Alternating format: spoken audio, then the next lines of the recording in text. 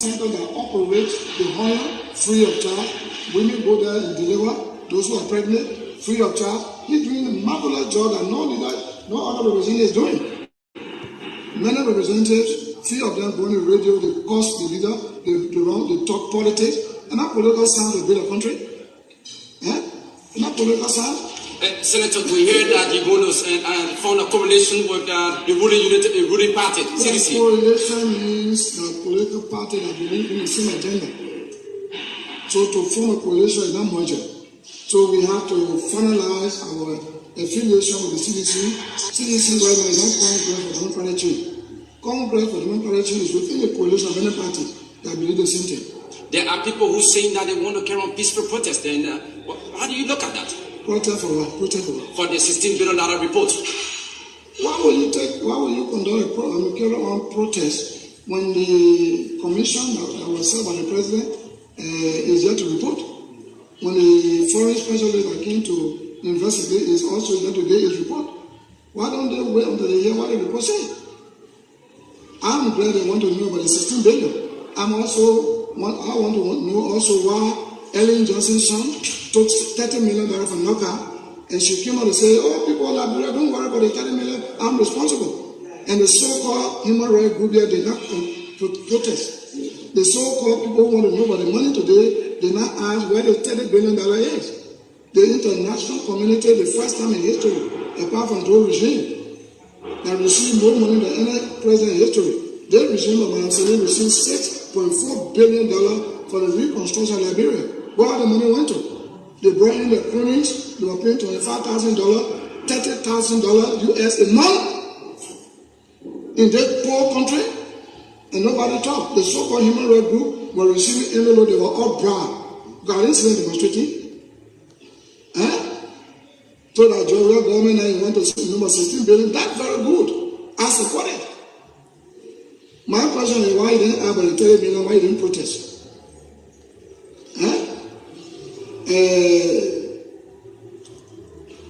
Charles and you were here, he said, we're working pro bono, or you were getting more money than anybody in history. So, are you pleased with the level of development, President? We are claiming that you carry on. You cannot build room overnight. You cannot build a country overnight. The good thing is that the feeder roads, you see, when you talk about road construction, as a previous government we're talking about, how can you talk about constructing the roads to connect other countries when in the very city that is hosting the president, Maswaro County, the feeder roads are all deplorable. Before you construct major highways, as the previous government declared they would do, which they never did, that you should have done the feeder roads in Monrovia. So many times we ask the president, they are very vocal. Maybe that's why I didn't win. I didn't win Joe. I won, then I won. But I'm my in-law. All right? Because I was very vocal. Even the death of Harry Greaves, I was very vocal. When the governor of Ellen said that the men drown in the sea. When you drown in the sea, the Lord of faces and the divine Lord of God in nature says, all current runs down. River or sea, current goes down and up. So if the man drowned allegedly Rawafi Highway, why was he seen before I was in the office on the beach? So it means I was a special fight. So I was very vocal. So I knew that I had been tough with the 30 million that I was stretching also to give account of it. If I even have million votes, it would disappear. Let me ask you my last question, Honorable Prince Johnson. All right, guys. Let me say hi to every one of you guys there. And thank you again for joining us here on this Friday evening. We are back again with another presentation of the Jay Randy Show as we sail towards the election. There are a lot of moving things. There are a lot of things that are revealing itself. There are a lot of people out here that are very, very angry. The question here is, why are they angry? And who are these people? What history do they have? How much information do you know? What has been their past track record?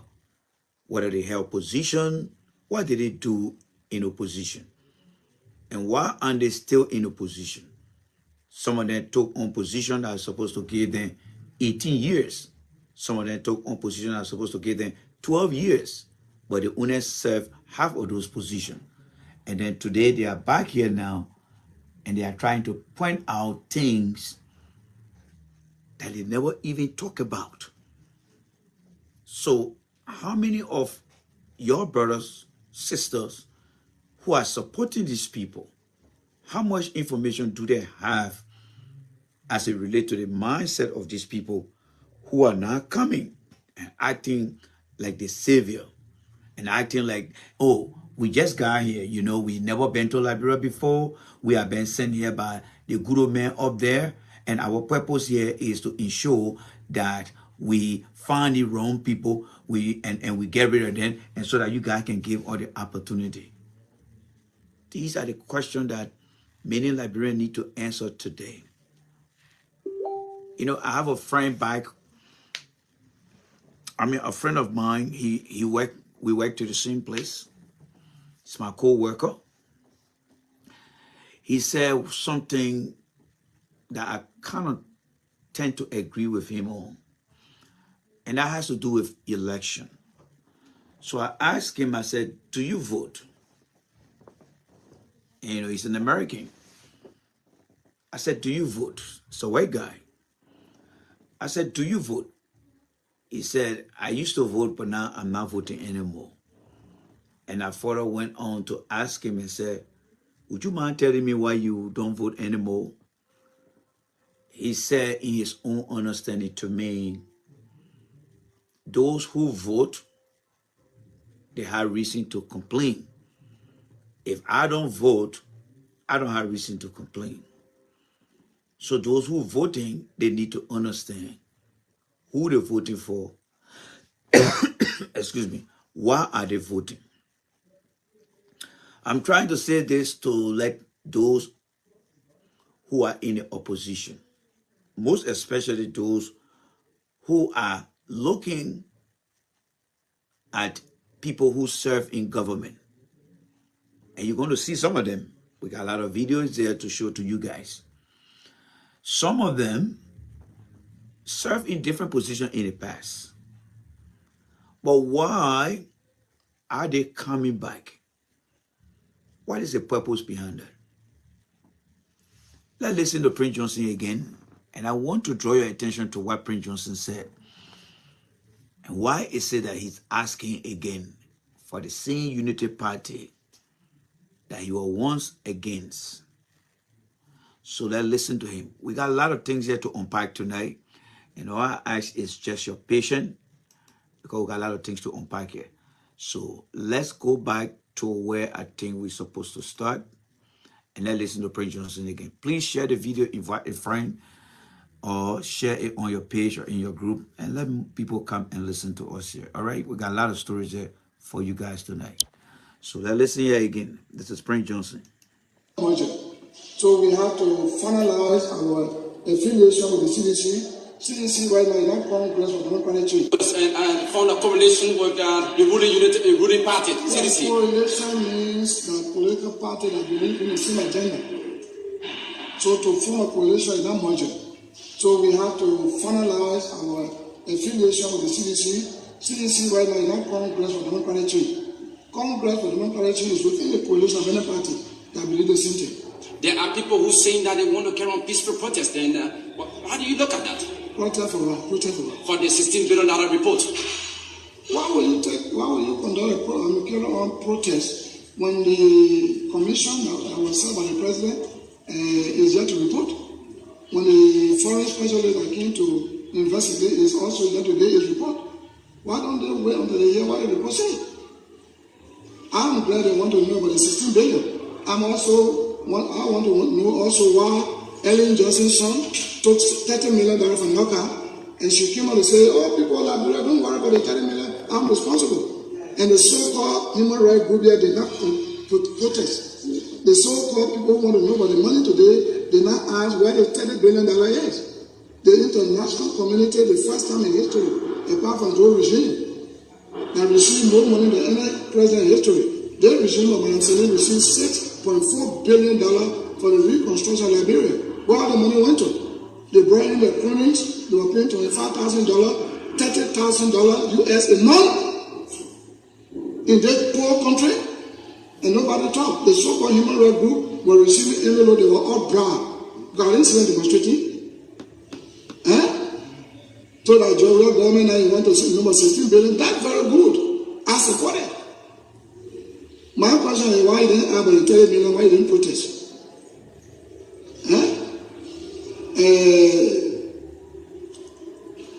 Charles and you were here, you say we're working pro bono, or you were getting more money than ever anybody in history. So are you pleased with the level of development, President? We are claiming that you carry on. Cannot build room overnight. You cannot build a country overnight. The good thing is that the feeder roads, you see, when you talk about road construction, as a previous government we're talking about, how can you talk about constructing the roads to connect other countries when in the very city that is hosting the president, most of other countries, the feeder roads are all deplorable. Before you construct major highways, as the previous government declared they would do, which they never did, then you should have done the feeder roads in Monrovia. So many times we asked the president, I was very vocal. Maybe that's why I didn't win. I didn't win Joe. I won, then I won. But I'm my in-law. All right? Because I was very vocal. Even the death of Harry Greaves, I was very vocal. When the governor of Ellen said that they went dry in the sea. When you dry in the sea, the Lord of faces and the divine Lord of God in nature says, all current runs down. River or sea, current goes down and up. So if the man drowned allegedly Rawafi Highway, why was he seen before Rawa in the office on the beach? So it means I was a special fight. So I was very vocal. So I knew that I had been tough with the 30 million that I was stressing also to give account of it. If I even have million votes, it would disappear. Let me ask you my last question, Honorable Prince Johnson. All right, so guys, again, election is coming up.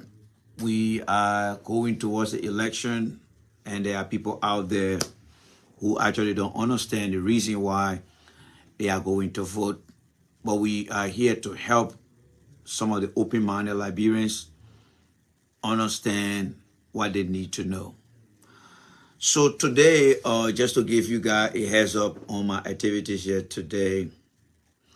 So today, I'm going to do something unusual here for you guys here. All right, I'm going to do something unusual here today. So let me drop this screen here. And you know, you guys are my people. There's nothing that I would do I will not share with you guys today. So let me see, where is that presentation? Okay, so I'm about to show you guys something that I thought would be a good gesture for you guys. So here is it right here. Okay, it's coming up. All right, this thing is coming up here. All right, so I'm just going to run through this thing here, and I want you guys to please pay attention to this. Please pay attention to this. I think I told you guys the other day that I was invited to participate in our asked to do a presentation. So I did do the presentation today. It was by way of Zoom. I couldn't travel. I think it was somewhere in, I think, North Carolina. I'm not too sure about the location. But I just want to just go over what I presented today.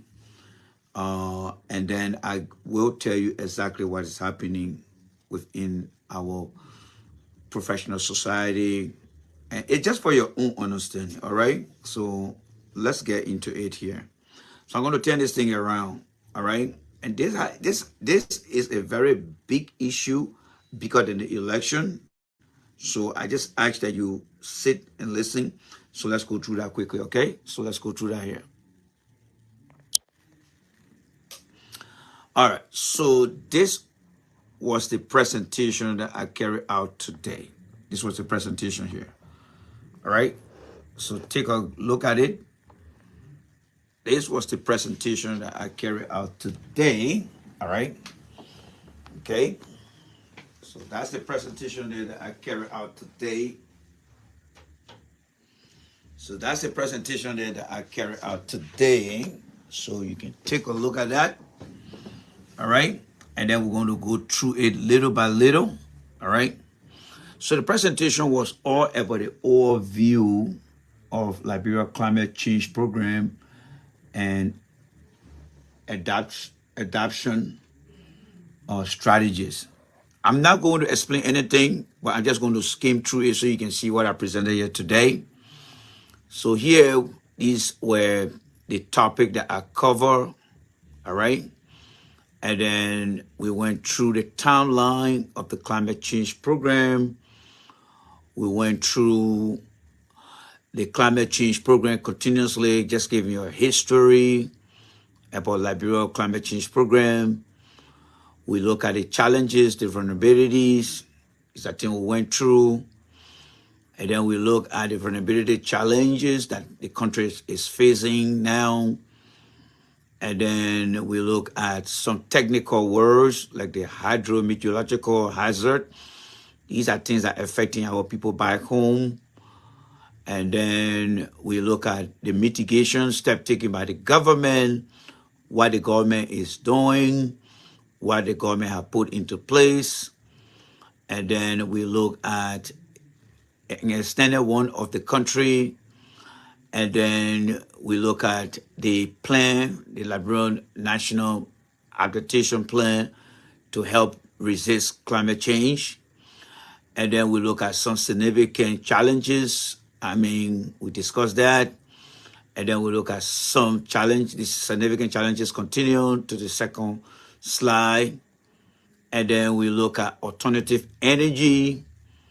And then we look at the map of Liberia where we have forests and where the forest can become viable. But this was just part of the photo gallery. And then from there, we look at the aging of West Point. As you see, the sea erosion here, what it has done to the current location here. We did that, and then we also look at the physical location, and then we presented the president supporting the carbon market, and we show that, and then we summarize it here for you guys, and then here you can see one thing I wanted to bring your attention to here, folks. Let me just go back here. Something I missed here.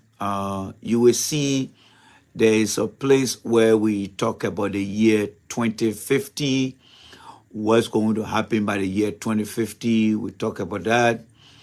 Watch my finger right here. See, by the year 2050, this is what's going to happen if we are not mindful of climate change. We're going to drop in terms of temperature-wise. So let's come back here to the summary here. So we did a summary here, talk about the president, we summarize it here, and then this is where I ended the presentation. Now, why am I showing you guys this thing here? All right, I will tell you why. All right, let me tell you guys. So there are some Liberians, all right.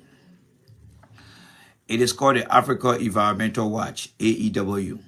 Africa Environmental Watch. A very good friend of mine, he runs that program, and he and I have been together for a very long time. It is a combination of Liberians, American, and other people. So I'm having this presentation today, and what I found out today, the country is deeply divided. Our country, make no mistake, what I saw today, the country is deeply divided. The country is deeply divided. The gentlemen that never on that platform, some of them did not even know that I have worked with them in the past. But back then, we used to do what we call conference call. You only know the voice, but you have not seen the face. So this presentation was based on my research. I did not contact any Liberian, neither any government officials. The partners that work with Liberia, for example, we had the UNDP, we have the Global Environmental Fund, we have all the different organizations that work with the George Weah government. So I went into the database and look at all the countries and pull all that information. So as I was doing the presentation today, at the end of the presentation, some guy, they had 3 guys with one Dr. Masale, one Dr. Soma, and there was another gentleman there. I work with him on the ANC team, but he had just flew in. So they decided to ask me a question. And guess what happened? They started attacking me. They started to attack me. That video is recorded, and I will get my hand on it and we play it. They started attacking me. You know why they were attacking me? They said everything I was saying was fed to me by the government. So I'm looking at myself. I said, this is Jay Randy here doing the presentation on the platform. There are other people. They have Americans and they have white Americans, black Americans sitting down there and watching Liberians attacking me, saying that I represent the government. So I'm sitting down there, having done a very good presentation. And all they said, Jay Randy, the presentation is very nice. But it doesn't represent what we are seeing or hearing in Liberia. And I'm looking at myself, like the American man would say, want to kick myself in the foot. I know. And I'm saying it's about Liberia climate change. It's about how much effort Liberia is committing to climate change. It's how much effort. All right. And if somebody say, tell me about the football activities in Liberia, how well Liberia has done with football. Or somebody say, tell me about the healthcare system in Liberia, how well Liberia is doing with the healthcare. So I did that presentation today. Every one of them came and said, thank you for the presentation. It looked very great. We appreciate you for that. But some of the things that we're seeing, it actually has not reached to where it's supposed to be. And they thought I was representing the government. But in my introduction, and the guy who introduced me told them everything. But the way I presented that thing today, it clearly gave the government a very good picture. But I think it's not the picture they were expecting. They were expecting me to come and tear down the government. Tear down the government. And every one of them started telling me their story now. And that's how I got to know that the country is divided. The other gentleman, calling Dr. Soma, he said he went to Liberia to introduce a program. And then while he was introducing the program, people drove him out and said he brought in foreign degree because they wanted to establish a degree program in the country. But when he said when he went there, he went to Stella Marie University, Tottenham University. They tried to put in new programs, but the people on the ground rejected them and pushed them. Then the other guy, they called Dr. Masale, he came out and said, well, I've been to Liberia, I was there this time, I was there this time. I don't see what you're talking about in the presentation. So the guy who invited me now, Dr. Kofa, my good friend, he said, guys, I'm sorry. Randy that I know, you guys don't know him. Randy would tell you things just how he see it. And he's not the guy you need to be beating here. What Randy has written here, you heard him. He said not everything works. There are something that need improvement. So as he was speaking, I'm looking at the guys call themselves doctors. And I'm saying to myself, these guys sit in the country. They're not coming up with any research. They're not coming up with any PowerPoint presentation. They are not setting themselves out there. They don't have the strategy to engage the people. But the moment somebody make some type of presentation, they want to come after the person. So I got into my historical form now. So the guy they called Dr. Soma, he didn't know that in 2012, he and I worked together. The program he was carrying to Liberia that became a failure, that particular year, I did not go. I did not go, and I never went to Liberia.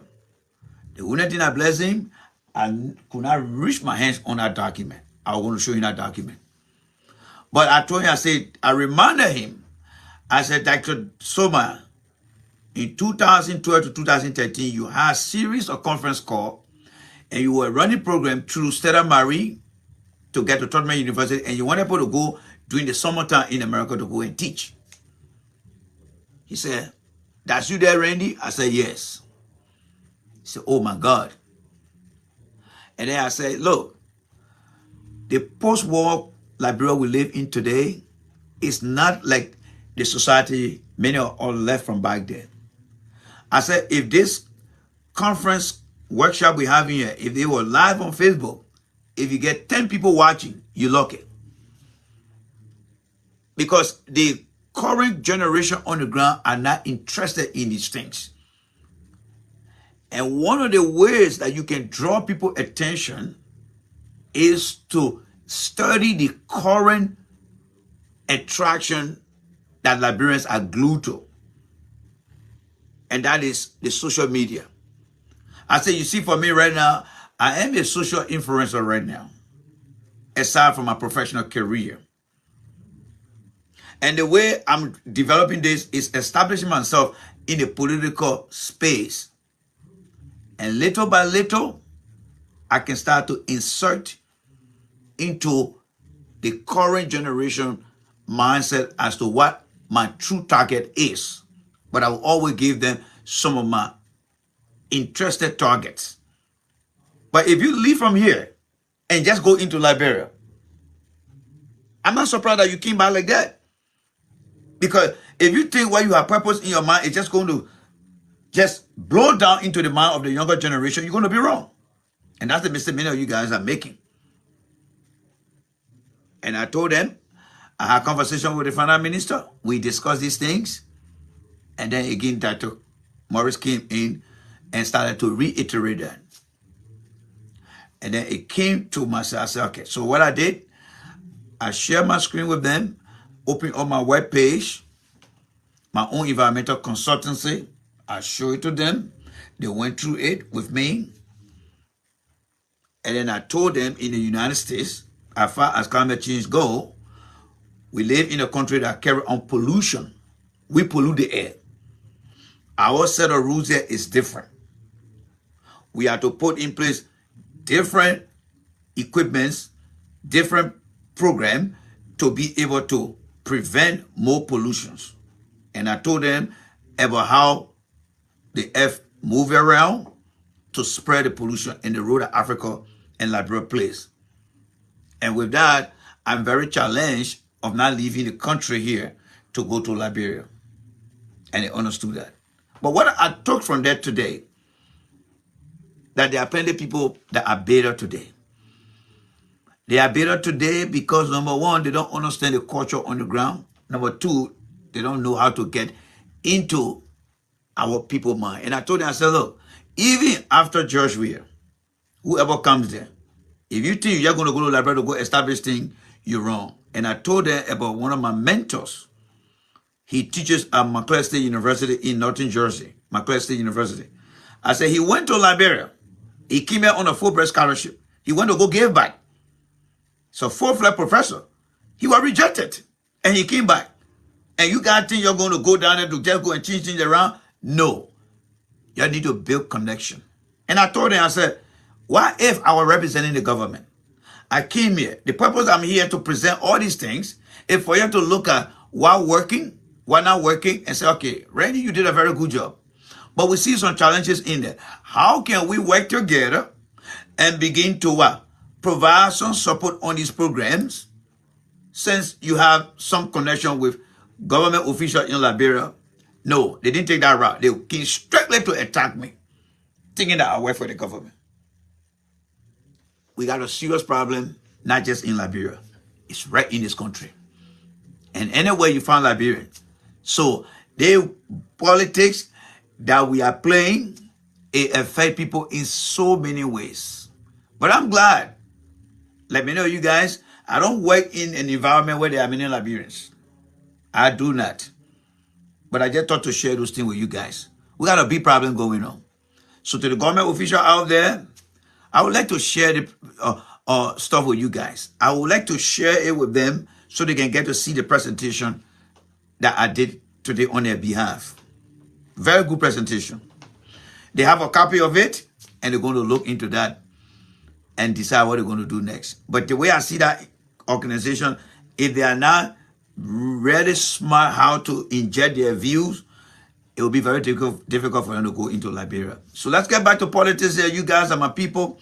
I would like to share the kind of events, feedback from you guys. I mean, from what I see, share the story with you guys. But that's what we're going through here today. All right. But they clearly got to understand who I am, who I was, and and other things then. All right. So we had a big talk today. They got to know who J. Randy is, and that respect was given to me in regards to that. They just thought that I was representing the government because the way I presented the facts, it was well coordinated, well laid out, and they thought I was just a guy who came from the government, and they started attacking me. I said, no, guys, I'm not from the government. I'm not from the government. And, I'm just here to do a presentation. But they got to understand later on, and they all calm down their emotions. So government official, when you're out there, the Liberians are here, you coming to attend any symposium, that's fine. And somebody said, Winston Tappet was supposed to come. I think you were very smart for not coming because they were really going to chew him up. Yes. All right. So kudos to them. We went there. We are not afraid to go anywhere where no man has gone because we are so measured in our school of thought. All right. So let's get back to real activities on the platform here. Now, we were talking about Prince Johnson. All right. Prince Johnson praised President Weah, and by the way, that interview that was done in 2019, Prince Johnson had praised President Weah in so many shape and form. There are many reasons why Prince Johnson is so concerned about. I mean, many things he's so concerned about, and we will share some of those things with you guys. So let's get into another episode here of Prince Johnson. And then you saw the first part where he praising the president. Today now he claimed that he is not friend to the president.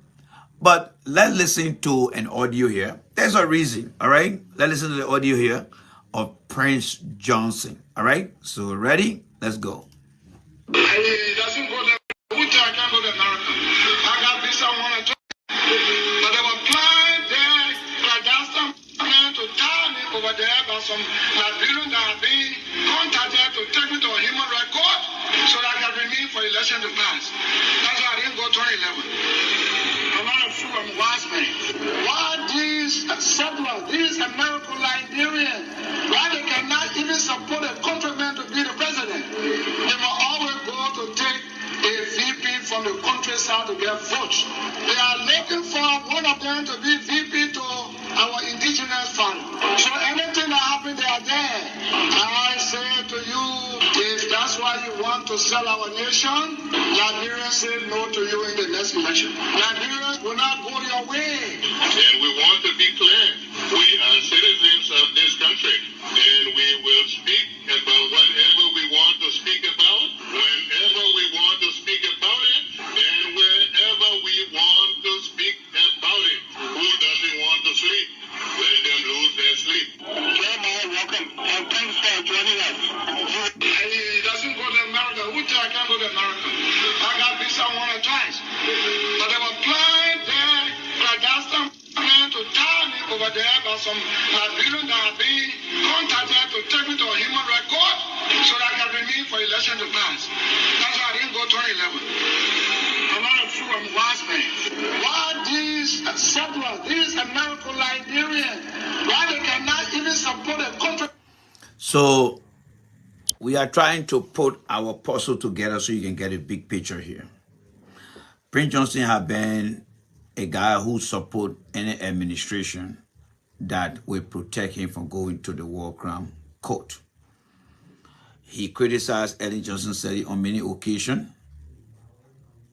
He got protected in some ways, but he's coming to the end of the road because during the last second term of Ellen Johnson administration, we have people from the United States that visited Liberia to talk to Prince Johnson in regards to the nurses that were killed during the war. Few months after that, Mr. Johnson got sanctioned, and he thinks that people are coming close and close to him to take him to the war crime court. That conversation you listened to was prior to the 2011 election.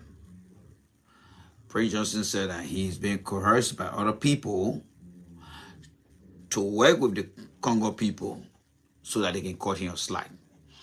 Let's watch the last video here, and then we'll start to go into some specific things that I have for you guys. So let's listen to Prince Johnson here again. What do you think about reconciliation in Liberia and prosecution of people who may have committed atrocities? I think reconciliation is okay. Prosecution is foolishness. You know why? Why did they choose TRC? Why did they choose TRC? After that, I saw Africa. I was not in Ghana. They went to Ghana, and the international community put before Liberia, War Crime Court, and TRC. And they choose TRC. So why do you want TRC to metamorphose into War Crime Court? You have to first pass a law, remove the TRC, and bring in War Crime Court, and go back again collecting intelligence information about people. Because you cannot just accuse people. You have to have facts. Let me also ask you a tricky question. I read that there's an FBI investigation going on about presumed murder. Don't worry about that. Do you think it's politically motivated? I know the whole detail. I know everything. Don't worry about that. But how is it politically motivated? Do you think that really the United States try to interfere in the elections? I would not answer that. Very rubbish. I know who is the architect. The very architect of this propaganda invited me to Ghana. Dr. Allen White. The former... Dr. Allen White, who was recruited or contracted for Sierra Leone issue. They invited me, and I met two white guys who are the lobbyists for Bernard Uri. They asked me to be Bernard Uri's running mate. Then they will move my name from the War Crime Court. Then they will move Bernard Uri's name for the economic crime, for the maritime money and so forth. So I thought that, well, look here, are you telling me the truth here? Because if you know I committed heinous crime against humanity, why would you want to remove my name because you want to be vice president? Bullshit. Huh? If I came to remove Doe to liberate this great country from a dictatorial regime, from a tyrannical regime, and I left my function to go on a killing spree, then let me face the War Crime Court. If it is real, I go there. I'm not above the law. But you can't threaten me and put me under subjection that I must be running me to Bernard Uri. So you think there might be some interest even of foreign powers into this election? I don't think so. No? I think Donald Trump, President Trump, the United States government has said they want to see a neutral election. Had there been a president, perhaps like Hillary, who is a good friend of Madame Salif, who 2011 temporary election. So I think it's okay now. A lot of people who have seen this video that is currently circulating on YouTube about how you removed President Samuel Doe out of power I'll tell you this. I cannot answer that. Samuel Doe, Busher, Turbo. Do we have that video too? We have. He went to the Greystone compound where the American embassy killed the people. He entered the church and desecrated God's house. When you desecrate God's house, God's spirit moves from you. You are gone. So you pay a debt? You pay debt on behalf of the people? For every action, there's a reaction. So if there are tyrants in power, you say there has to also be some violence But to remove tyrants, them. you know, the norms that are found in the tyrannic regime are not found in democratic dispensation. I was at your church and I was quite fascinated by it, and the education center above the church, I thought it was really amazing, and I was just like thinking, is that your way of saying sorry to the nation? Look here, I don't know in what respect you are saying. After Civil War, you built a country. That's my way of contributing, not a way of saying sorry.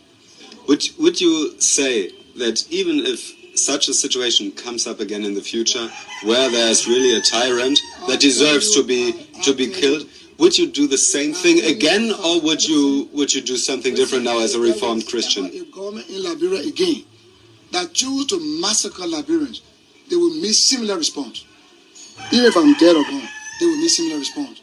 If I'm alive and the government choose to eliminate my people and target my people, we will remove you.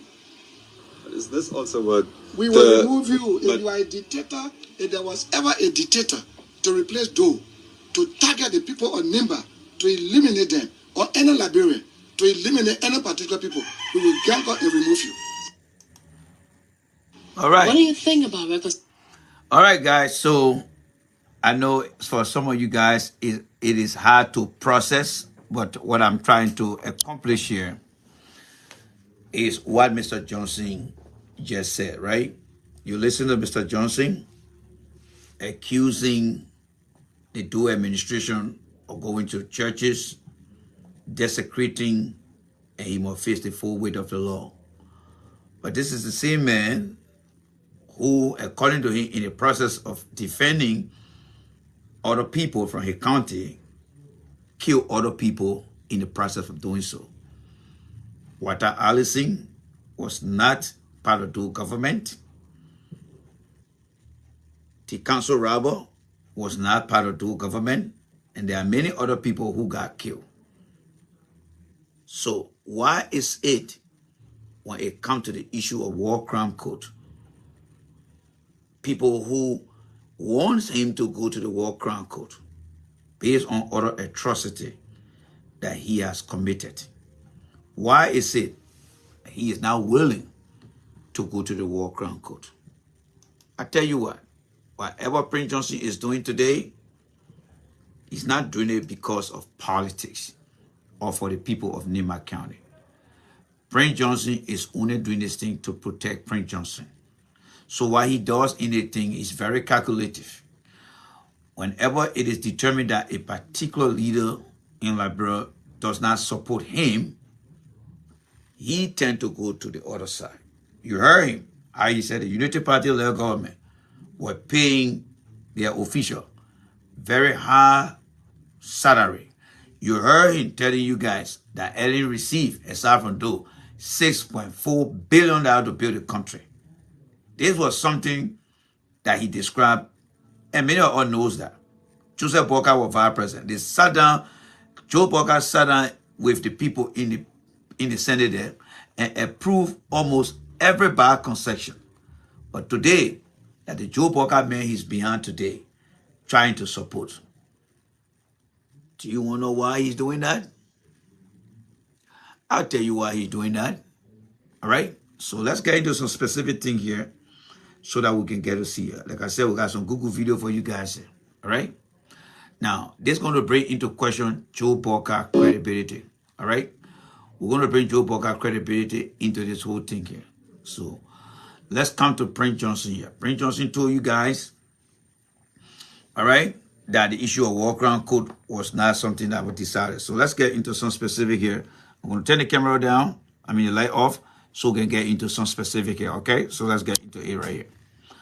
So this is Joe Boakai here, all right? This is Joe Boakai, all right? This is Joe Boakai right here. Sorry for the screen right there, all right? Sorry for the screen. We had to get rid of this one right here, all right? My bad. Hold on there, guys.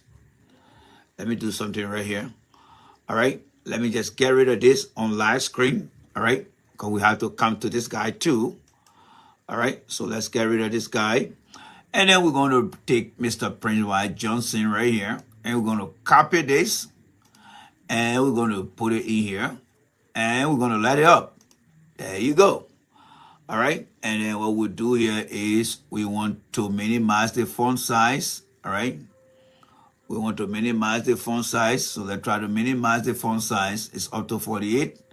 So we'll try to bring it down to maybe, okay, let's try to bring it down to 40 to a sizable. I'm sure you can see that name right there now. All right. So this is Prince Johnson right here. So let's get into PowerPoint presentation mode here.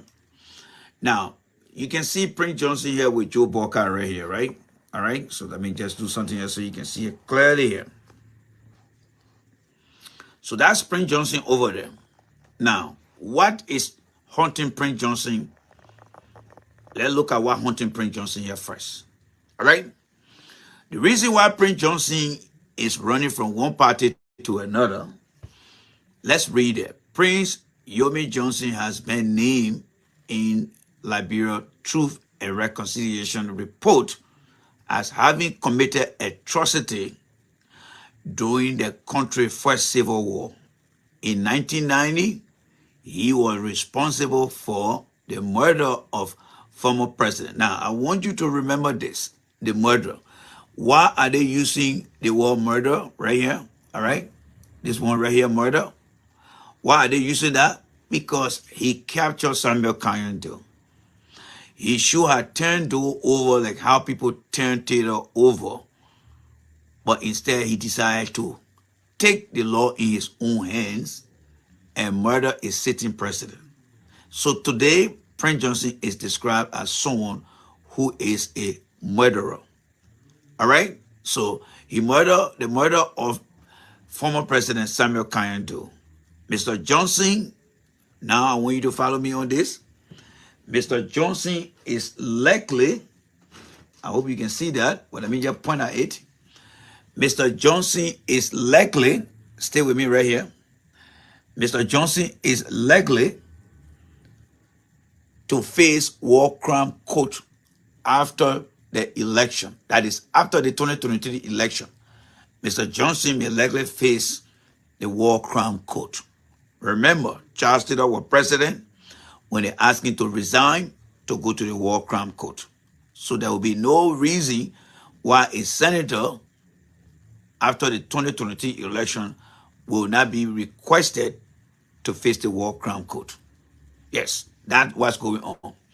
The United States government has also sanctioned Prince Johnson, all right, sanctioned him for alleged corruption under the Global Magnitsky Act. This is the man, all right? So after all of this here, I am saying to you guys, this is the man that Joe Boyka is making or doing business with. That is the man that Joe Boyka wants to do business with. That is the man that Joe Boyka is doing business with. And do you ever think for a second that the United States will sit over there and allow Joe Boyka to be president of Liberia? Do you think so? I don't think so. Joseph Boyka is not going to win any election in our country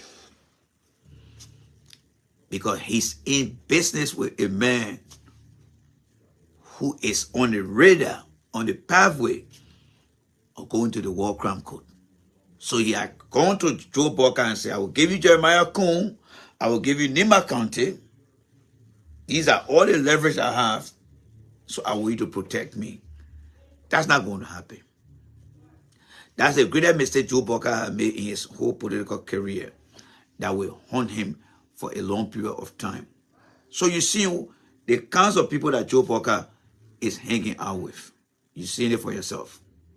Yes, you've seen it for yourself. Now, another person we want to look at here too is this guy here. Let's go to this guy right here. All right? Let's go to this guy right here. You see this guy right here? Let me give you guys a clear picture of this. You see this guy right here? This guy right here. His name is General Bonneke. All right? Now, here is a brief history about General Bonneke. All right? It says General Bonneke, the non-de-gros, that's how he was named. I don't know what that acronym stands for.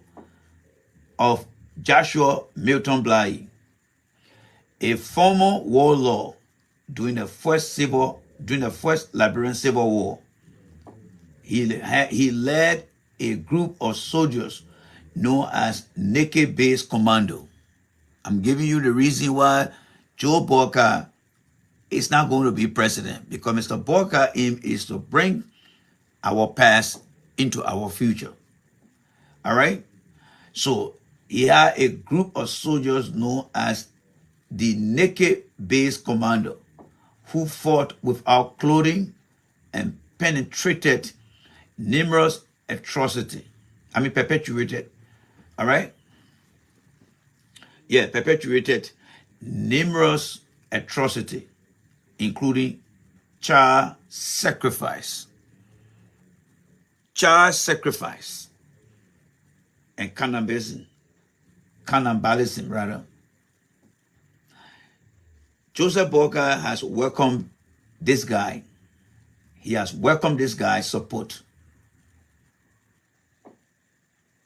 The True Reconciliation Commission gathered information that this guy alone killed about 20,000 people. 20,000 people.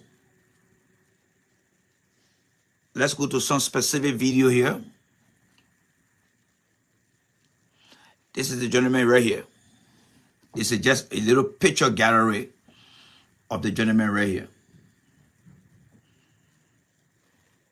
The gentleman we just read about.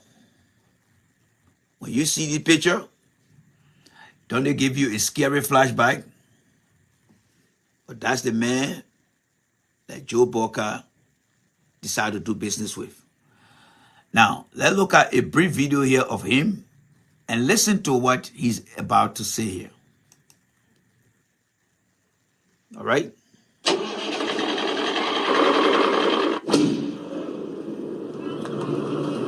Where are we right now? This is the Central Monrovia cemetery. Cemetery. After the war, the ex-combatants went into crime and they were looking for hideout. Nowhere for them to stay. So this is the cemetery where after the war, there was nowhere to live. So the people would come in, empty out the graves, and live in the graves. And maybe up to about 4,000 people lived in the graves. See, all these are empty. It's a very heavy vibe. Empty graves everywhere.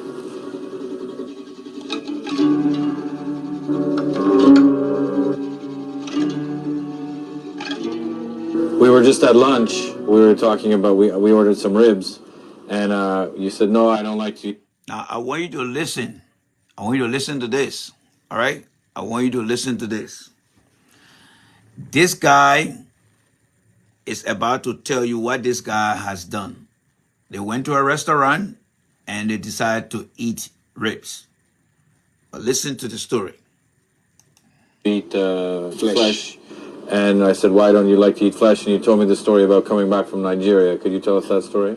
Specifically, one time, I was very hungry and I saw the only thing was around was sticks, dry meat. When I took the first bite, I noticed it was human flesh. Yeah. So I washed up the pepper to be very sure, washed up the pepper from it to get the taste.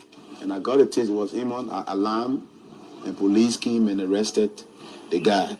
And I told them, well, I was one of the generals in Liberia, and this is my name, and this is what we did to eat. I ate it several times before, though I'm converted now. You ate human flesh? Yeah, a lot of times. So they discovered, they saw the pictures, and they went to the internet, and they knew that, okay, it's truth. Yeah. What would you eat? Some people eat the heart. Yeah. Now, for hunger, people eat around here. Yeah. And, because it's soft or quick to dump. Yeah. Yeah. Yeah. Okay. Yeah. We're talking about eating human flesh in a graveyard. It's a bit weird. So he doesn't even know the guy is making ass out of him, and he just there laughing about it. But these are the people that Joe Boakai is bringing around him. There's nothing wrong with anyone joining a political party. But looking at the people past, one good thing Sierra Leone has done, Sierra Leone, during their TRC hearing, ensured that everyone who participated in the war, they were banned from participating in any political activities in the country. Because They caused other people to die that didn't even have anything to do with the war. And because they were not given any sentence, including death sentence, they just prohibited them from participating in the war. You've seen the story of Prince Johnson. You have heard about it. Some of you guys have read about it, what he has done. You listen to this guy they call General Bodnicki. There are so many chilling stories and things he has done. He even went to the extent of even asking the Liberian people to forgive him. But this is the same man today that because Joseph Boakai feels that he cannot win any election, he decided to insert intimidation into the election process by bringing people who want terrorize our people, bringing them back so that people can see them and start to have that kind of reflection. And do you think the international community is going to allow these people to get close to power? Imagine Prince Johnson getting close to power. Imagine General Bodnicki getting close to power. These are dangerous people, in my opinion, based on my observation of their past, that should not be close to power. When Ellen was in power, she worked with these people, but she kept a distance. She ensured that they were not in the limelight of many Liberians. Because these guys are like boogeymen. American men say the boogeymen. But Joseph Boakai is making the guy to be parading the street now. And this guy who once called himself a pastor is now coming frequently now on Facebook, on social media, and taking people's mind back to the days of the war. Every time he comes to speak, he's saying things that taking people's mind backward. Those of you who support Joe Boakai, they may continue to talk. Investors know about him. They are getting scary all the time. They are getting scary. They are getting scary. They are getting scary. Is Joe Boakai telling me that he has no strategy on how to defeat George Weah, but to bring people who are harm our country and our people economically, psychologically, and we are using our political leftover tools to rebuild our country, our culture. And all Joe Boakai is doing is to bring people who harm our people. Joseph Boakai does not deserve any opportunity in our country. And we want to make sure that you guys share the video and let the Liberian people know that Joseph Boakai is in no shape and form. He does not have any love, whether it is agape love for that country and for the future generation. He does not have it. A man who has committed, you read what we just showed you guys, atrocity. And he just made an open confession that he ate human being heart because it quit to get done faster. Those behaviors are within a man's subconscious. When the peacekeeper were in our country with Eden for 12 years, his subconscious suppressed those behavior. Weah came and managed to keep that behavior down throughout his administration. There was no such thing as General Bodnicki.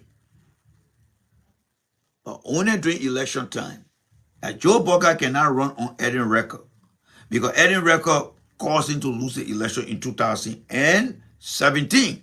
So there's no way that he can run on any record. So what is he doing now? He's running on fear mongering, scare tactics, bringing people back. Can you imagine you seeing somebody that took the life of your relative, somebody that took the life of your family member? That person is coming back and being part of a political party, and Joe Boakai welcoming that person. This is what we are faced with, folks. Do we want to see Liberia going back, or do we want to keep forging ahead? And forging ahead meaning we don't want to see things that will give us flashback. But Joe Parker is bringing the people right in front of your eyes and right before you to see them. That's how dangerous this man is. You need to make sure that the video is shared so that the people can get to understand. There are other actors that are also behind Joe Parker, and we will show them. We will show them too. All right? We will show them. We will show them.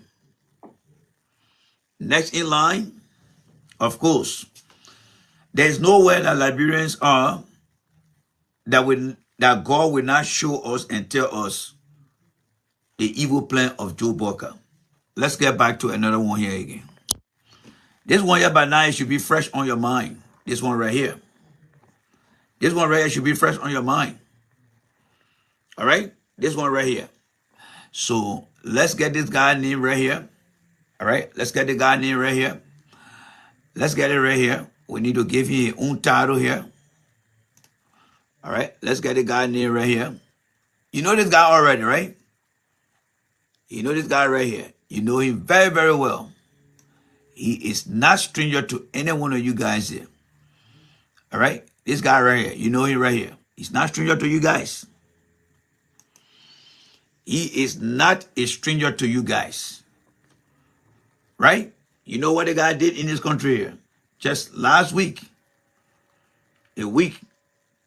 You know what he did in the country to you guys. Stanton Witherspoon is a Liberian. All right? A Liberian who was sentenced.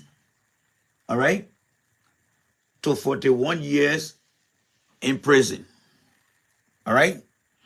That's who he is. He is the guy who was sentenced to 41 years in prison. All right? All right? He was sentenced to prison. All right? He has been sentenced. Let's just make that correction clear here. He is a Liberian who has been, or let's say who was sentenced, because that took place last week. All right?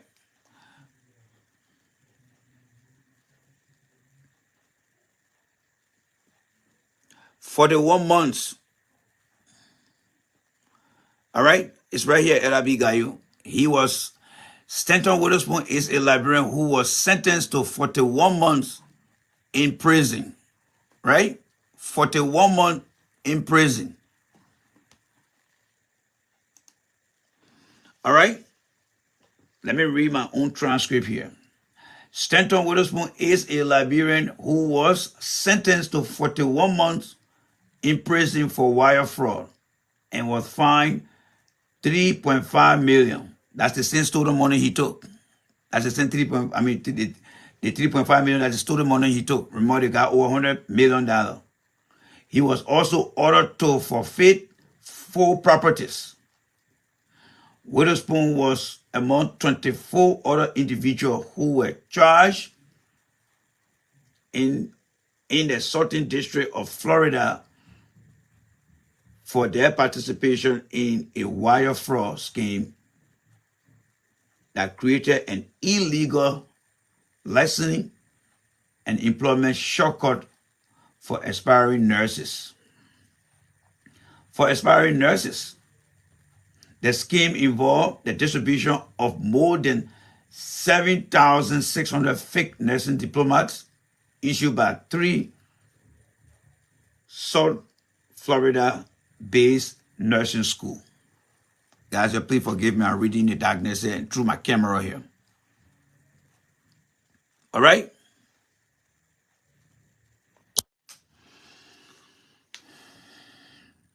That's what happened. These are the people that Joe Parker got in his circle. These are people that Joe Parker has in his circle, ladies and gentlemen. As you can see. These are the people he has in his circle.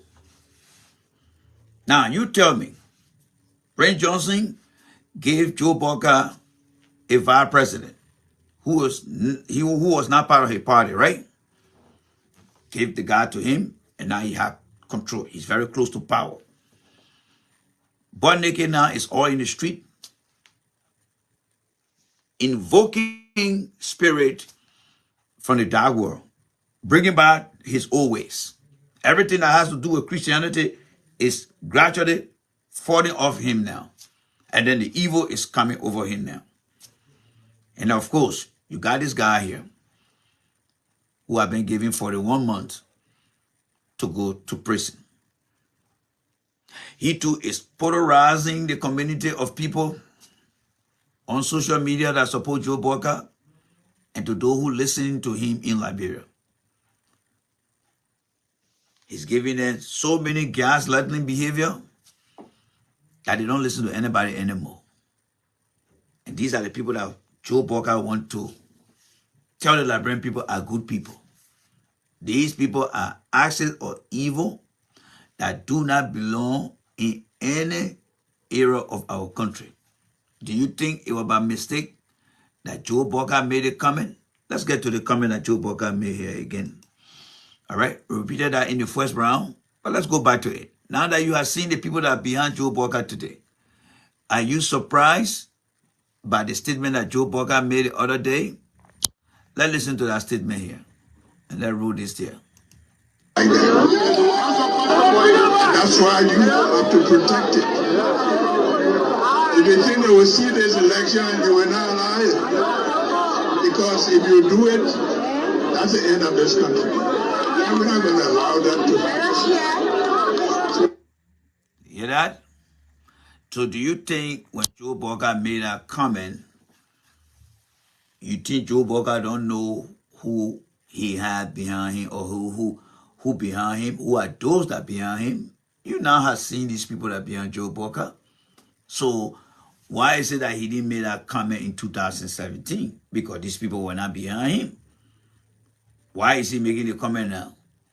And it was because of that comment that the United States sent envoys to come to Liberia, and even the U.S. Chargé d'Affaires, who now oversee the embassy activities on behalf of the U.S. government. She was on 2 radio stations during the course of this week, reiterating the pathway to peaceful election. But do you think they have learned it? No. Someone like Amara Conan is already planning overnight as to how they're going to create a phony reporting scheme to put people's mind together and start to create some type of reporting scheme where they will start to declare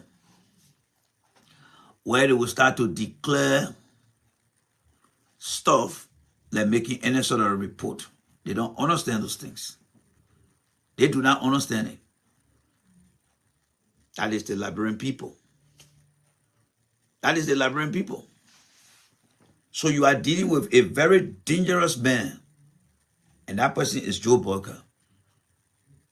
That old man do not have no feeling for that country. He had no concern about the child that is unborn. And he does not care how you feel, how you think, how you evaluate the system that is taking place. And God has revealed to us many things. You got a guy in this country who is scheduled to go to prison for 41 months based on the crime that he committed in this country. But Joe Boyka does not see anything wrong with that. Anything wrong with that. But he's taking this guy to be his best friend. He sees Liberians, instead of teaching Liberians how to look at ethics, how to look at integrity, to build for us a society of moral values. Joe Boyka is not interested in that. He would rather see a chaotic society that embraces people of bad character. And you know, in America here, those of you that live here, unless you live in the United States of Liberia and not in the United States of America, but you know that guy they call Witherspoon, Nobody going to look at him in this country and trust him. Nobody, because of the crime that he has committed against a normal society. And many of you guys who work in this country that protect your interests because of your family and your own reputation, you will not at any given time find yourself in that kind of behavior, because it will not only bring shame to you, it will also embarrass your kids, if you have some, your wife or family, and not to mention your race as a black person in this country. Especially the way people look at us here, as people that cannot compete. And because of that, you will stand with value. You will stand behind ethics. You will stand behind morals. And you will say no to that kind of behavior. But you think Joe Boca care about keeping Liberians in a place where people will respect us? No.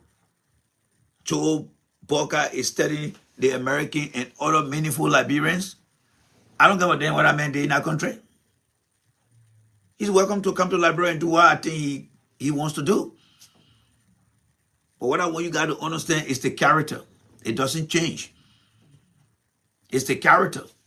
It's the behavior. The behavior he's been penalized for, Joe Boca is rewarding that behavior. He's not joining people and saying, you know what, I cannot do this. There was a guy who was selling fake gold in Liberia there to Americans, right? Remember that time? There was a guy who was selling fake gold, carrying on some kind of gold scheme. What happened to him? Ellen ensured that guy was arrested and thrown in prison in North Carolina, because Ellen did not buy that idea. How many of you guys remember that story? The guy was all on ABC. And he just got released, I think, 3 months ago and went back to Liberia. When he committed that crime, Ellen decided to send him back. To give him over to the U.S. authority because of what he has done. And the U.S. penalized him. He accepted his fault. Thank you very much, Emily. He accepted his mistake. And he did his time. Because Ellen believed that treating people fairly and just how you would want to be treated, it should be a two-way street. And that's why she made that decision to send the guy over here. And people respect her for that. But look at Joe Boca. He's out there doing business with Prince Johnson. Accepting a guy who is not part of Prince Johnson, who is not part of Joe Boca Unity Party. Took that guy and made him his vice president because he wants power. And because Prince Johnson wants to protect himself, he is saying yes to that. I want you to think about the consequences of Joe Boca's bad decision. That's what I want you to think about here. Not many people are going to tell you guys these things, but the consequences of Joe Boca's bad decision. Because it could go wrong. It could go wrong. And very soon, it will be over. And with everything Prince Johnson is doing, if the election get done by Thursday next week, Mr. Weah is declared president. They are already planning to cause disturbances in our country. They are already planning. The U.S. knows that. The international community knows that. That's why they keep blowing the alarm that if you have any issue with the result, go through the court. But these guys are planning. And you think they're going to hesitate not to implement their plan? You got to be killing me. You got guy, the General Bonneke, a blood testing guy, a blood tester guy who tested blood before. You think he's going to be afraid to go out in the street with his boys? No, he's not going to be afraid. He's not going to be afraid. They are planning, folks. They are planning. They are planning violent approach to things. You got Amara Corner there in the corner there telling you guys, oh, by 3 a.m. we start announcing this. That is the pre-recipe to chaotic behavior. Because what they plan to do is they want to announce a fake misinformation result. Why the people rejoicing then when the National Election Commission come out and say, no, that figure that was wrong, here's the right figure, the trouble starting right there. These guys know exactly what they are planning. They know exactly what they are planning. They know exactly what they are planning. It's not by mistake, but it is by design. It is by strategy that they are doing this thing. It is by design and strategy that they are doing this thing here. Yes. It is by design and strategy that they are doing this thing. So you have to be very, very careful out there. Let's continue with that. All right. Let's continue with that. So the guy who just came on our show, we already let him go. So we are back. We let him go because of his bad behavior. We will not tolerate people with bad behavior yet. I can tell you guys that one now. We will not tolerate people with bad behavior. So when you come on the platform and start to insult people, we have to let you go. Yes, we do not encourage people with bad behavior here. So if you come on the platform with your bad behavior, we have to let you go. Yes, we'll let you go. So please govern yourself when you come on the platform here. If you come here and become very violent, if you come here and become very abusive, we will have no choice but to let you go, and we'll let that guy go. So let this be a warning to everyone. You can come here, you can disagree with us here, but we'll have to let you go. The truth must be given to the Liberian people. The truth must be told. Joe Boyka is not in the interest of the Liberian people. He's a guy who wants to cause trouble. He does not believe in peace. He does not believe in anything in our country. And we have to let the Liberian people know about this. So this is where we are. We have to make sure our people understand these things here. They got to understand these things. All right. So let's try to wrap it up here tonight. Let's try to wrap it up. So come and join us and let's try to wrap it up here. All right. All right. So let's go to another tip here. I got another video here for you guys. I got another video here for you guys here. There's a guy in Ghana. All right. Let's go to the guy in Ghana. I mean, in Maryland here. We have a video here that I want to share with you guys here. So let's get to that video quickly here. Okay, live, KMTV and OKFM. We also have Moraga Latest News, Phoenix Radio, and several media institutions across Liberia following us here from the airport in Harper, Maryland County. Well, after a live broadcast about Unity partisans resisting the airlifting of a Ghanaian, who is said to be an artist specialist who was hired by the Unity Party to have come, according to information, to have trained Unity partisans, there is another information featuring in that this Ghanaian national directly is in this southeastern region of Liberia on a different mission. Exactly how did it all go and why? Was it? So guys, again, this is another thing unfolding here again. The Unity Party is doing everything possible to cheat in this election. And they will be caught because people are on the highest alert. You are about to listen to this plan, well-designed plan by the Unity Party in the Southeastern. Because you know, the Southeastern, they are going to overwhelmingly vote. You listen to them on their so-called Spoon Network, where they have false analysis, where they say, oh, the Southeastern vote is nothing. The Nimba County vote will defeat the Southeastern vote. But where they were wrong, Grand Juda County used to be a combination of lower and upper Grand Juda. Very big county. But because they have split them, not in equal parts, but I would say 2/3 of 8, or 1/3 of Grand Juda became River G, what is failed to remember and understand, that region still remains intact as far as the county goes.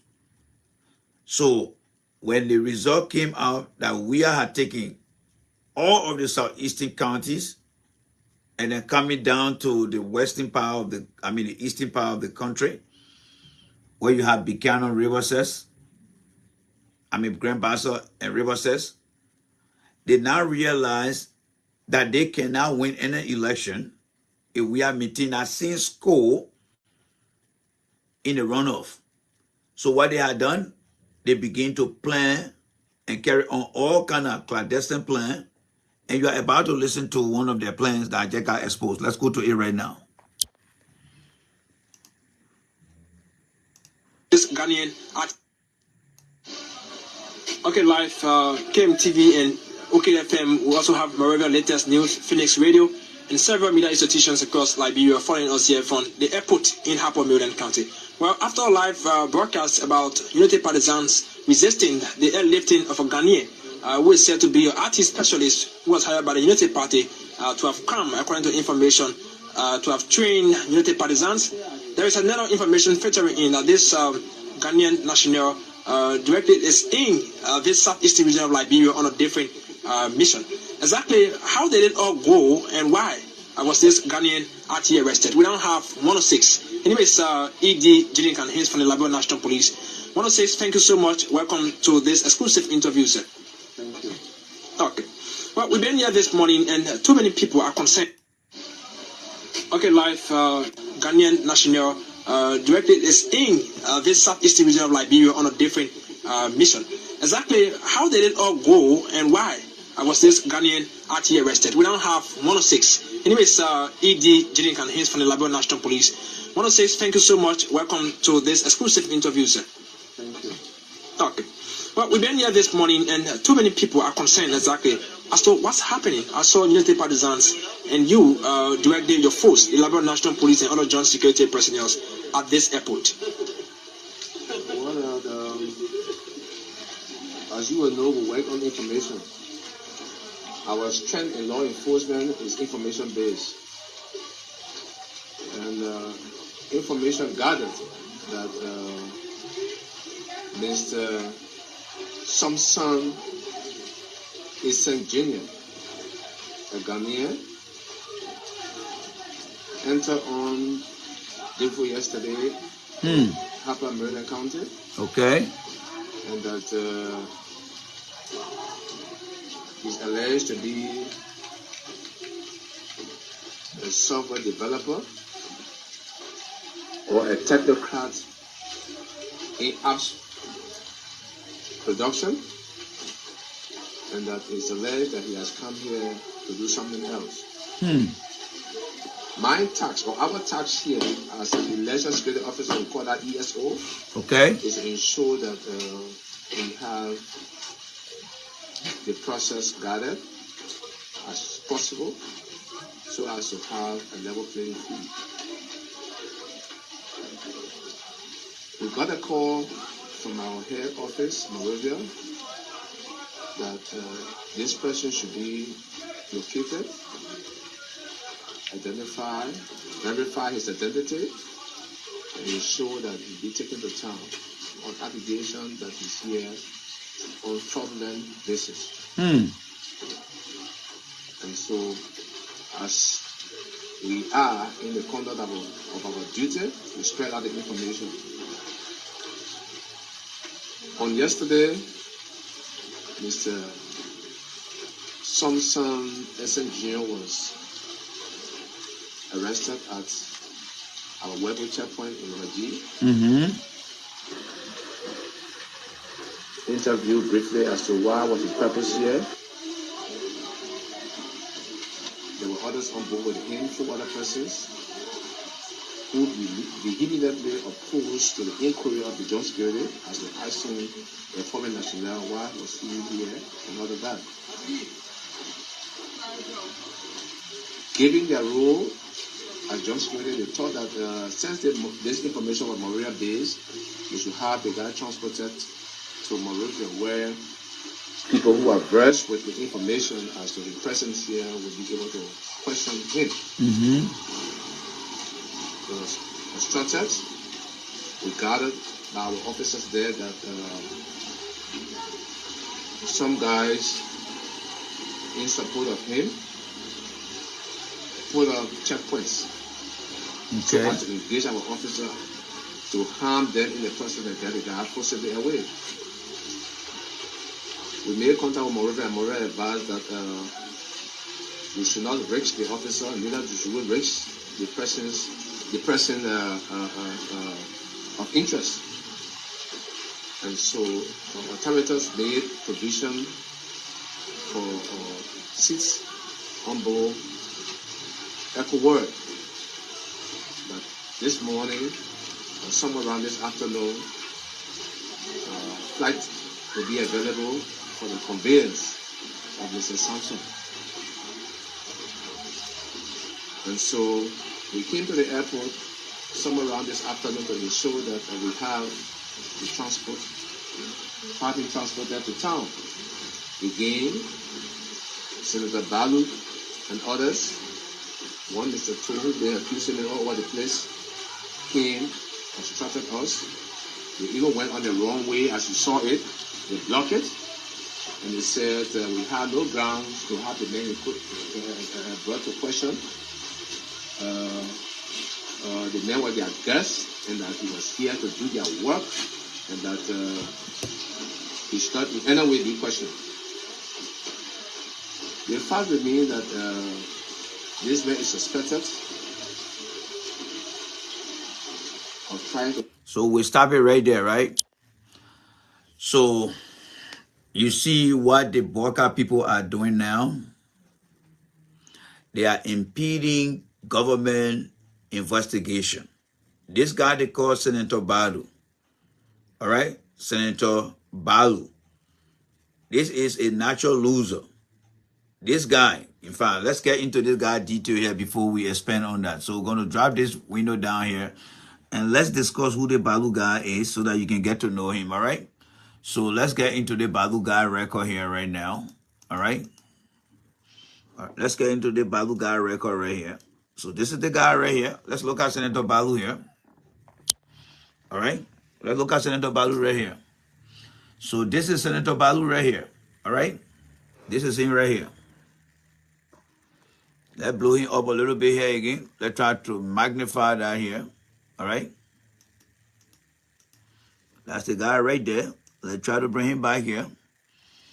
So this is the guy they call Senator John Balu. You'll soon see his real picture here. This guy is a natural loser. All right. He is nothing but a natural loser. He was senator for Maryland County. He has an occupation of a civil engineer. We don't see what he does in that profession. But he's not even qualified to be a civil engineer because nothing he's doing in our country. And he said he called himself a business executive. But he became senator of that county's the county called Maryland since 2006. All right. And then he got kicked out of that position in 2005. Since then, he has been unemployed. Never had a job in his life. But guess what? While he was on that committee, while he was working as senator, he was on the Committee of Post and Telecommunication, co-chairman for Youth and Sport, Ways and Means Committee, budget. They got enough money, concessions. All right? You're about to see the guy. You see the kind of grave position he was in. All the position. And folks, let me tell you this. When you are in the Senate, there are positions that are so greasy that when they put you on, you get money. And they got Ways and Means, finance and budget, concessions, and investment. This guy got enough money through the shady deal. That is why today he's doing everything possible to get back to what he used to do. They gave them all the subcommittee to cheer or to be part of, and nothing Senator Balu did for the people of Maryland County, and then he got booted out. Now that the money finished, he said he's an engineer. He has not been able to open any consultant engineering firm. He said he's a businessman. He has not been able to do none of those things. But because he had gotten broke, look at the committee that he served on here. You see all the committees he served on here? These are all the committees he served on here. All right? John, legislature moderation. He was on the broadcasting, the culture and tourism information. We're reading it backward now. Public Works Ministry, rural development, Ways and Means, especially Ways and Means. Those who are in the Ways and Means or on the Ways and Means committee, they get bastard money. Excuse for my French. So the guy he has enjoyed Senator Balu. He has enjoyed the Ellen government from 2006 to 2015. Those guys enjoy the country resources.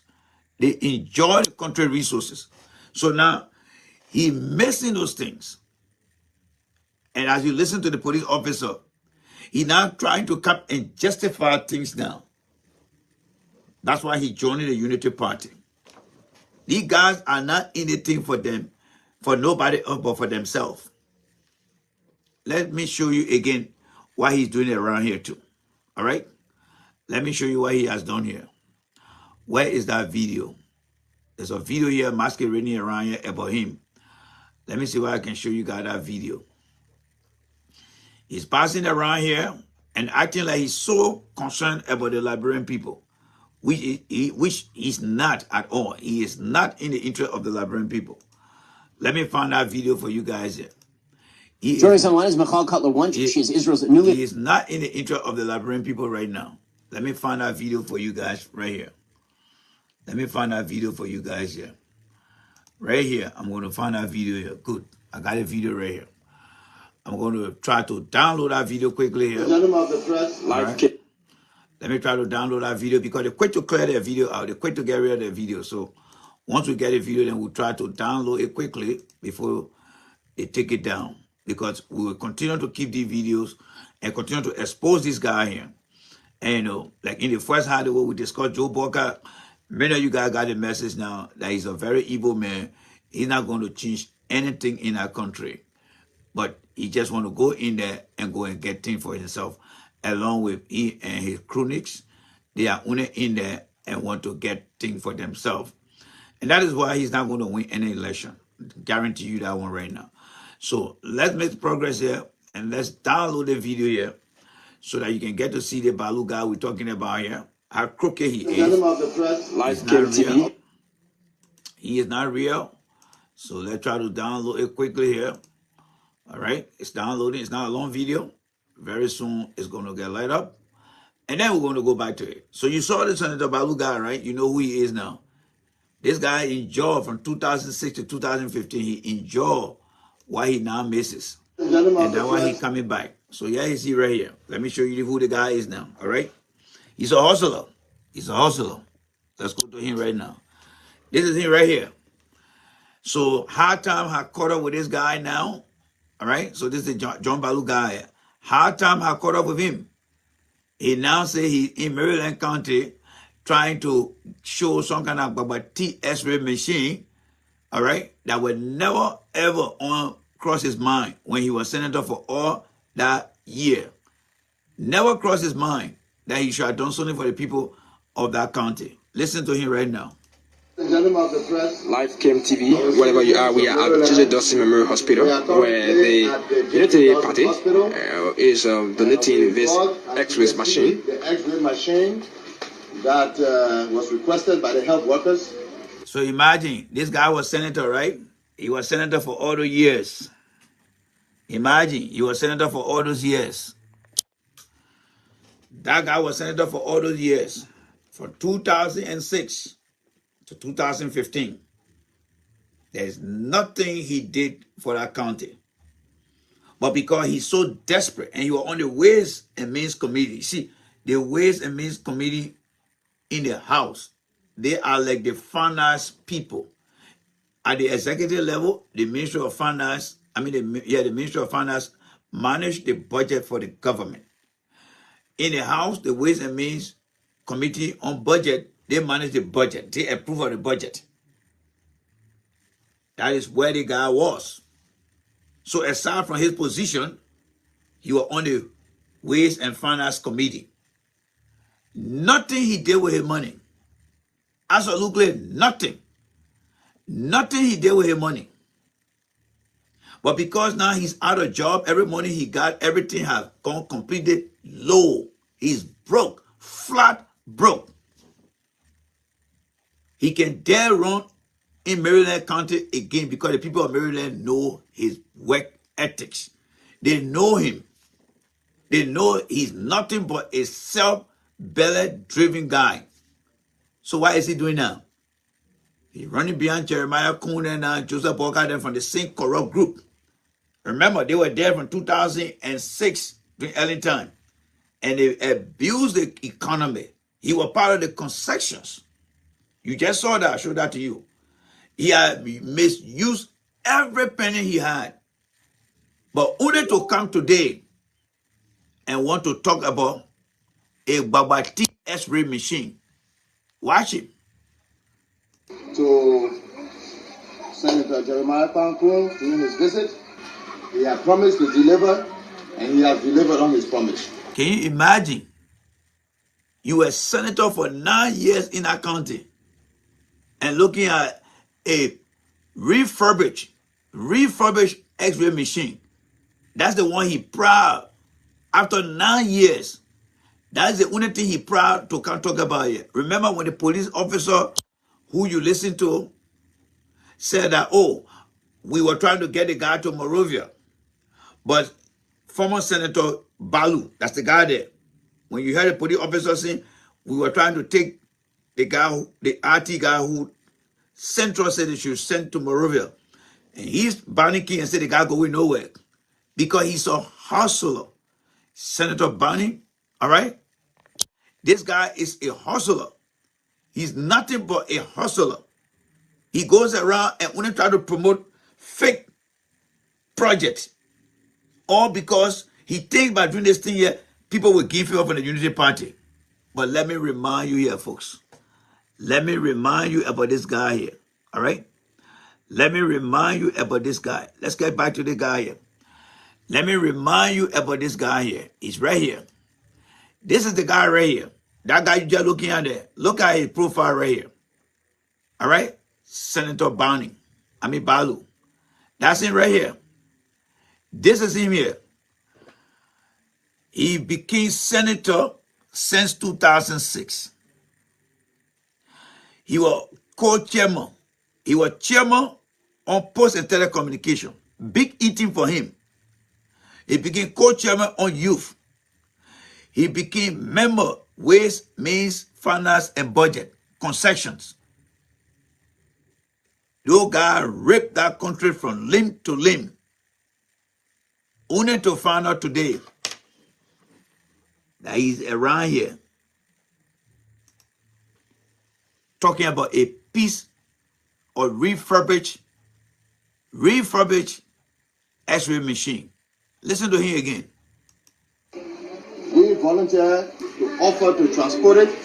We deliver on our promise to transport it to the county. Today we are here for more than a week that this X-ray machine has been in the county. We've been trying to get an appointment with the hospital to deliver it. So now, one of the reasons why he never got elected, you see what Sir Joseph is doing in a county called Masurado. Sir Joseph has been delivering for the people of that county. And that is why no matter who you are, I don't care, President Weah can bring anybody and put that person against Sir Joseph. That person will not win Sir Joseph. Sir Joseph, from being a representative to now a senator, he has done so many humanitarian work in that county for everyone across different political sides. This guy they call Jim Barney, Balu, he's not telling you that the X-ray machine been sitting over there. You think the people of the county will just see an X-ray machine and just carry it in there? No. It doesn't work that way. It does not work that way, folks. It doesn't work that way. When those machines get in there, they have to be checked. It has to be validated. So you want to bypass the hospital system, the hospital protocol, so that they can score a political point for the local people in that area. The things that he never did when he was senator for 9 years, he think within few days left for the election, that we're going to cover everything. That's why they think, because they believe that the people's mind and their recollection of things doesn't exist at all.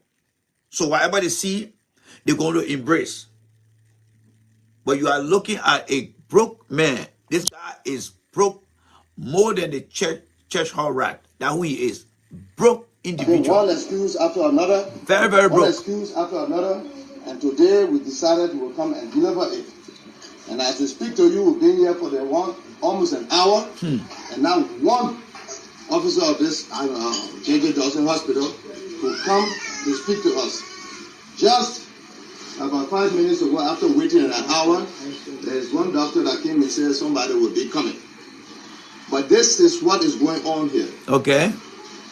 This hospital has said to Senator Kuhn that in the entire Southeast there is not one single X-ray. Okay, so the question becomes, when you were down there, you were senator of Maryland County. What did the hospital tell you that you want to tell us now? He's not stranger there, right? He was in our county for 9 years as senator. So let's forget about what he's talking about Jeremiah Kuhn.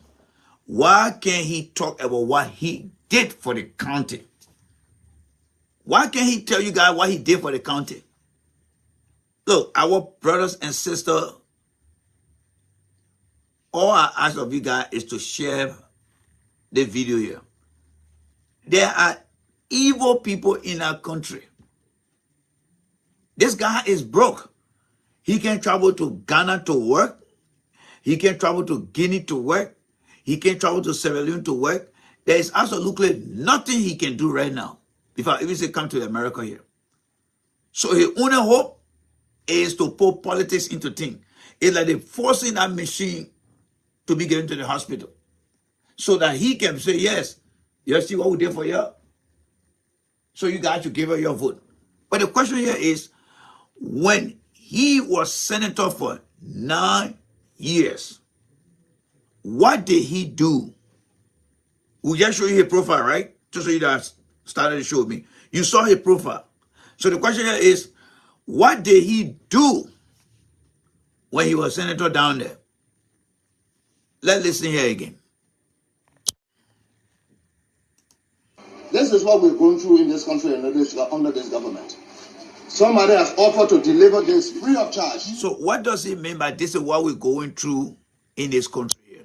You see, folks, one thing you need to understand, people who want to come and show themselves to you as savior, you need to understand who is that person or who are those people.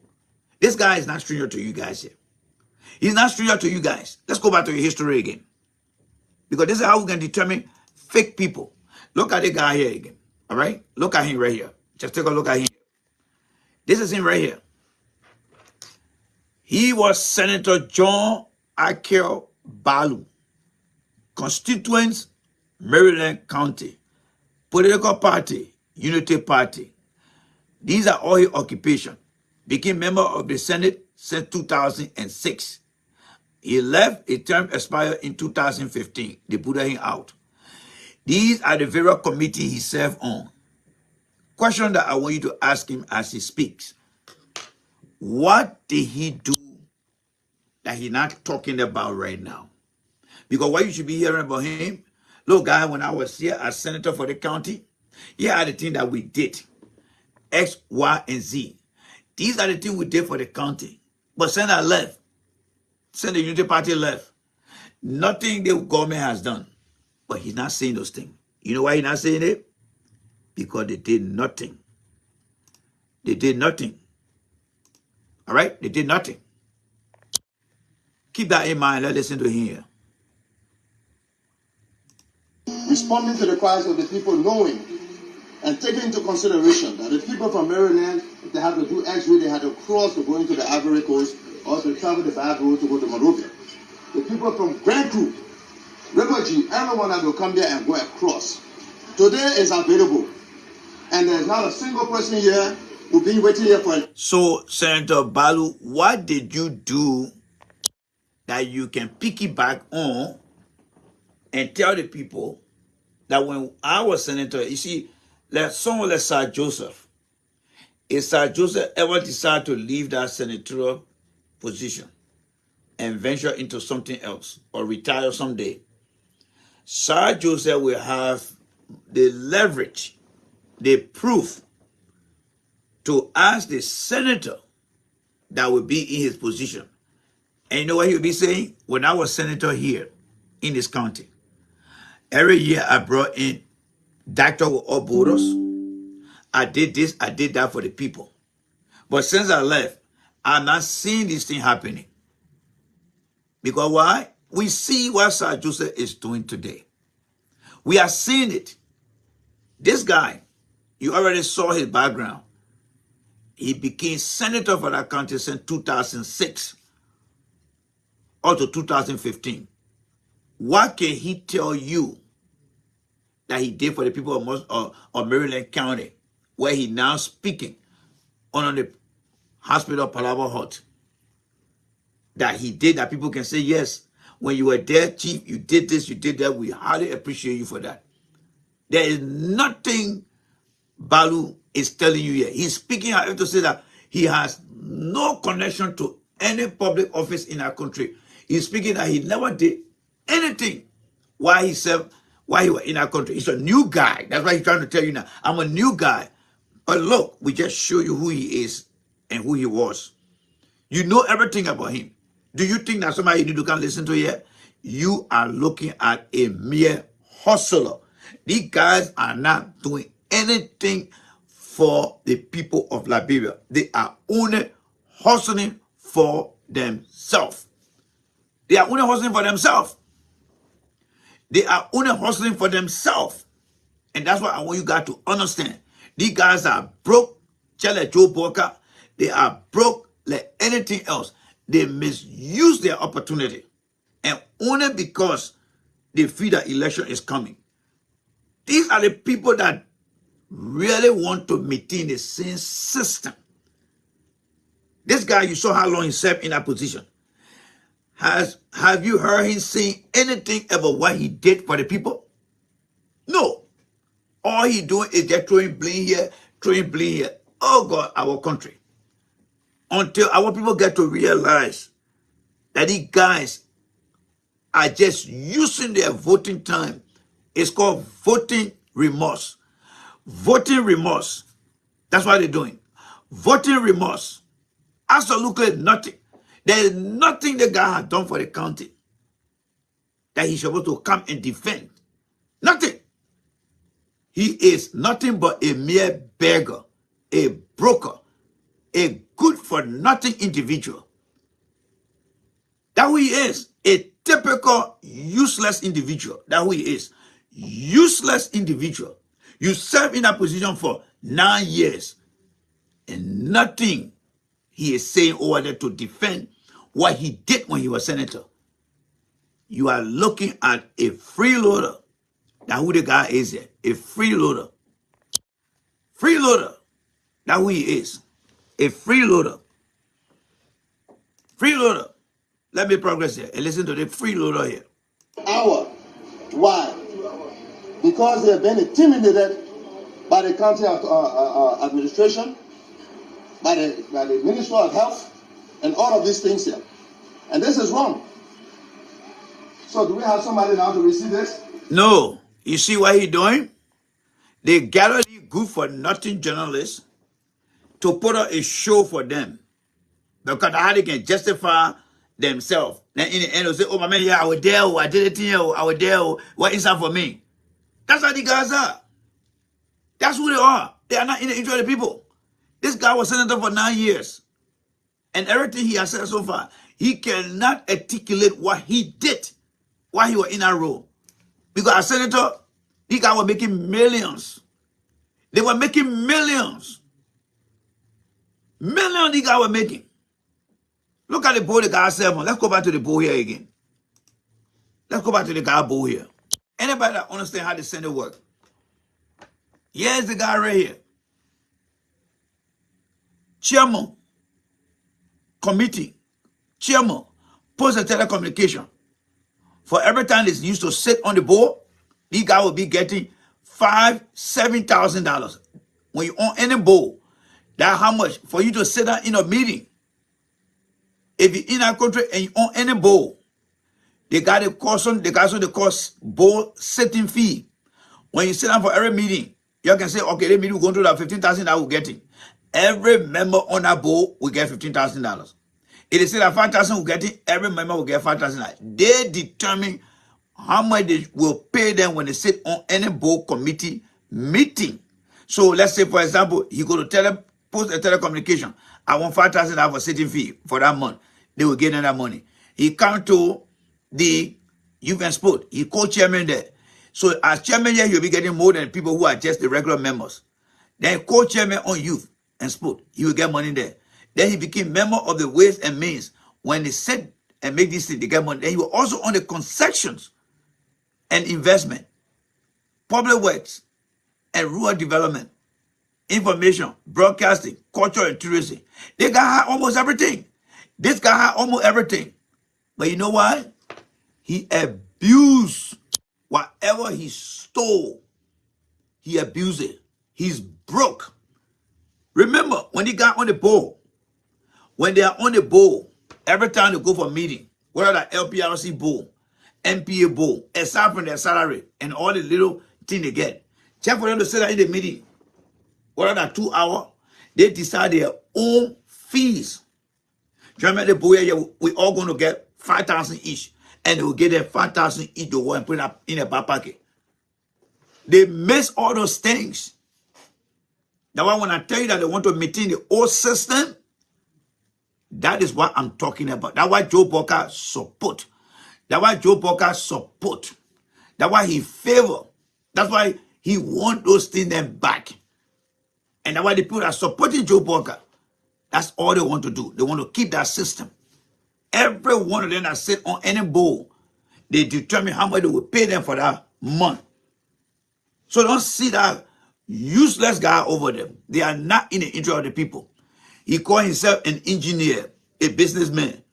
Why can't he go open up his own business after working in government? No, he cannot survive. These are the people who just got the good for nothing degrees. And when they go to the library and go brag, they think the government is their well of wealth. That's what they want to do. They want to keep going in there, keep going in there, keep going in there, keep going in there. He's a useless guy. Very, very useless. That's why the people did not give him anything in return. The people of Maryland County, they are not like the people of Nima County. They know who are doing things for them, and they know who not doing anything for them. So you know the guy now. Let's take a second look here. This is what the guy, this is what the guy was, or this is what he did. He served as Senator John A. Balu, Maryland County. Started being member of the House, of the Senate from 2006 to 2015. Plenty down. What did he do for the county? Nothing. What did he benefit? All the different chair position. They play where they got money at is on the Ways and Finance Committee. I remember when we used to speak to Judge Sir Joseph back in the days. Sir Joseph told us as a young representative, one time Eddie started calling him in the office. And Eddie started told him, I got money here for you. I've totally forgot to give you your money. $11,000 that was supposed to be given to the guy. He never gave it to the guy. It was his entitlement. So we then asked Sir Joseph, why he didn't give it to you? Well, if you don't respect them, they will not give you anything. And after that day when Mr. Joseph told us, during the early administration, if you dare talk to the speaker or the president pro tem, and you're in a house, they're not going to put you on any committee. And if they do decide to put you on any committee, they will put you on committee like maybe HIV, but to be on like the Library Telecommunication Board, no. RIA Board, no. NPA Board, no. Ways and Means Committee, no. And I said, why? Well, that is the main chopping area. That's how he classified. Now, when you look at this guy right here, remember this guy was part of Unity Party. Member, party affiliation, Unity Party. Look at the kind of area they put him in here. Post and telecommunication. Every day you must say to be buying phone, car to call. Youth and sport. There were a lot of projects that came for youth promotion. And then look here, ways and means, finance committee, concession. When Nuka King started pumping, started getting money from all the different oil companies. And then your own investment. Public work got a lot of money for roads, rural development, information, broadcasting, culture, tourism. He had all the opportunity. But what did he do? Every money he got, wasted of money. And only today now, that you found him now, broke like church hall rat. Yeah, is he now making a good for nothing noise? Stay waiting. They're walking around to receive a free X-ray machine, brand new, still sealed up. This guy is a perfect example of a political hustler. When you ever imagine where we are seeing a political hustler, this guy is one of the perfect example of a political hustler. That's the guy you're looking at right now. This guy right here, he is a perfect example of anyone you can define as a political hustler. He's completely dry. He's empty. There is nothing left for this guy here. Nothing.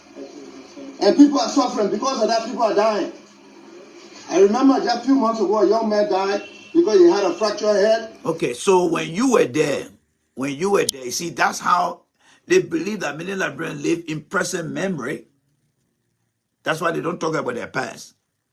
And I dumbfounded journalists over there. Look at it, dumbfounded journalists. Look at him. He's a young guy, but he's not even literate enough.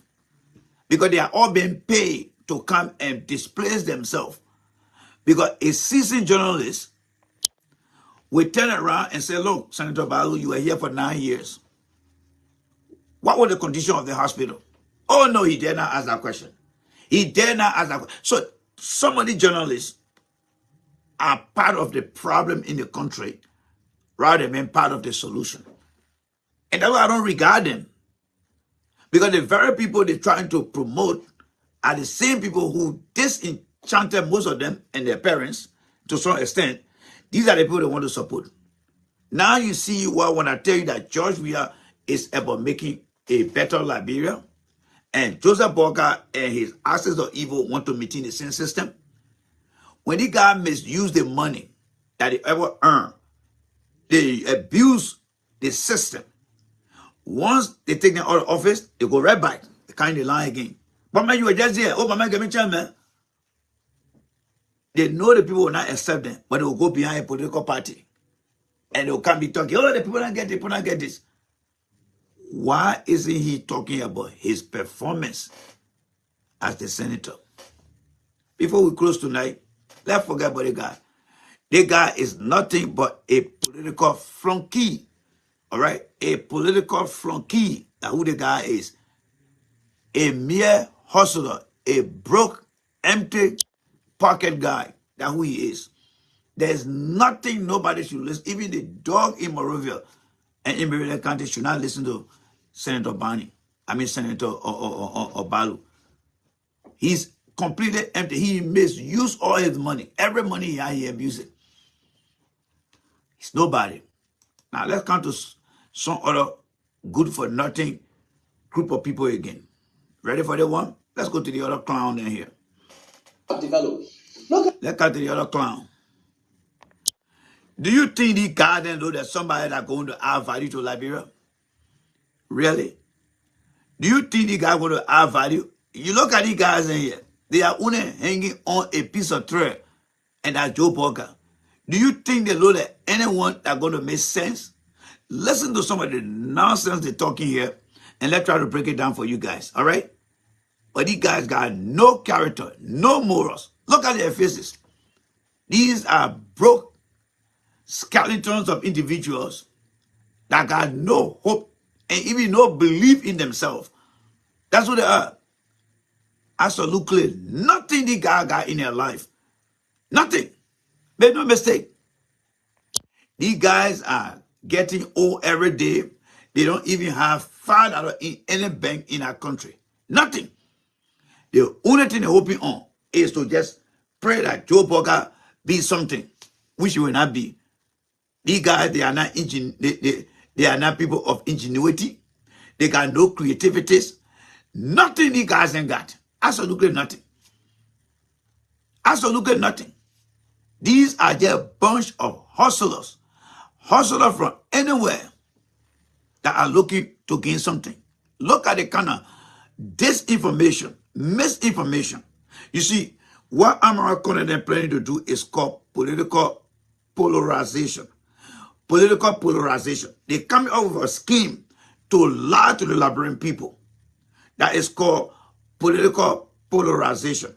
They're giving the people misinformation.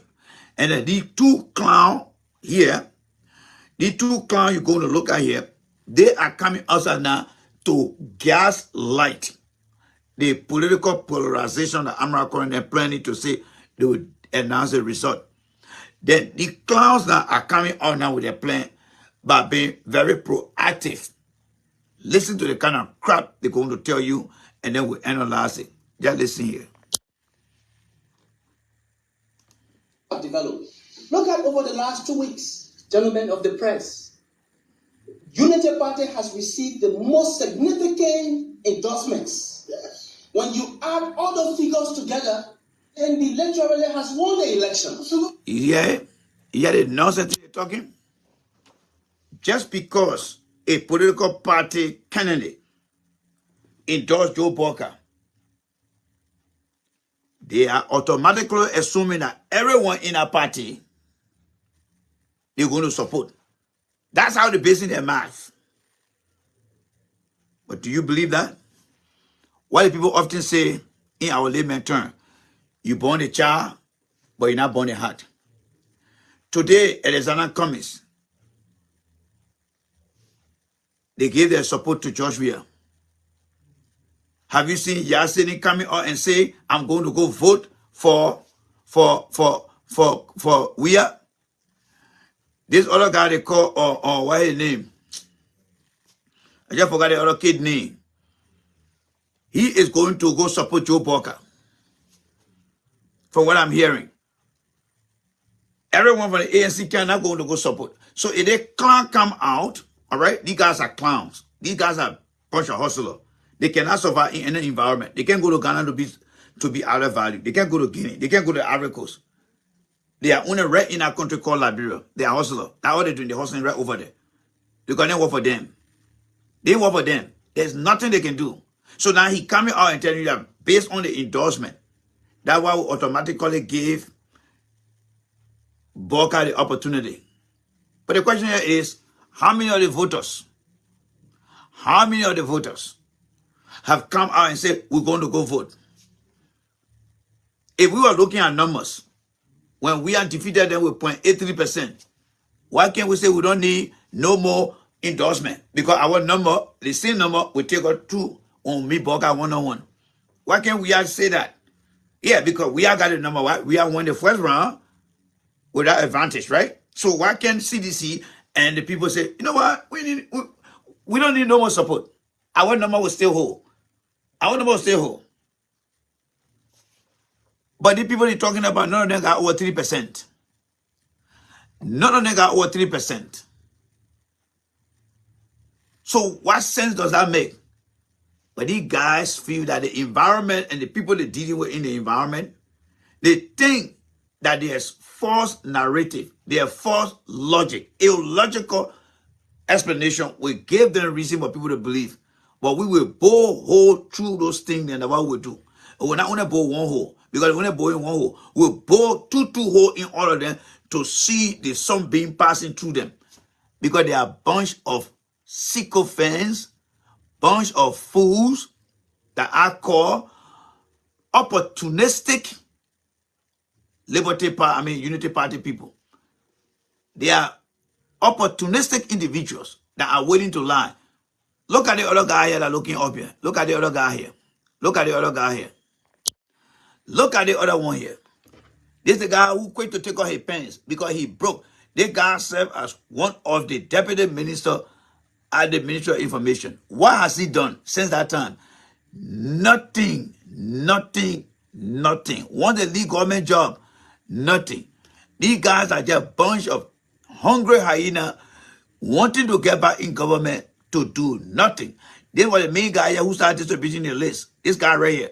When Boga had a 0.05% lead for less than 72 hours, this guy got ready and started dividing power. Now they're coming back now and telling you guys that because they got all the endorsement, it means that the people going to win the election. But to offset that stupid logic, why if the CDC come and say, look, we won the first round and we're going to maintain the same level of the first round. We're going to maintain the same level of the first round. Let us not look for anyone. No. But they're not doing that. They are not doing that.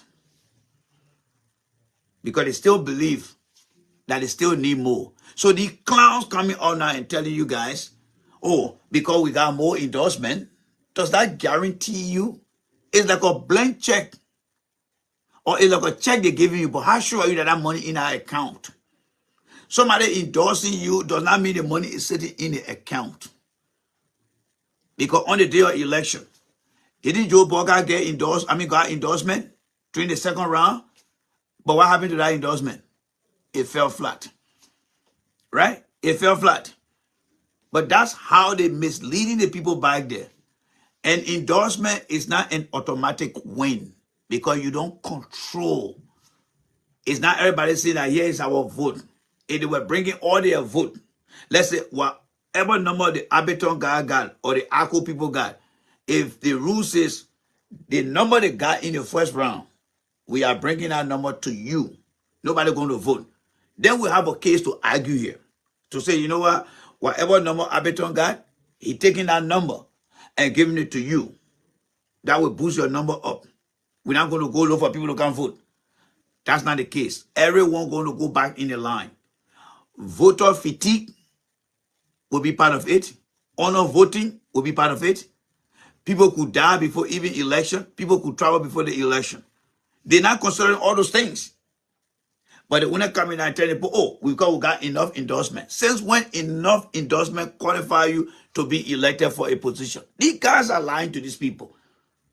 And it's so unfortunate. And this is where I really blame CDC. CDC will struggle to win the election, but I hope that they will not do it to another candidate that will want to run for president in 2029.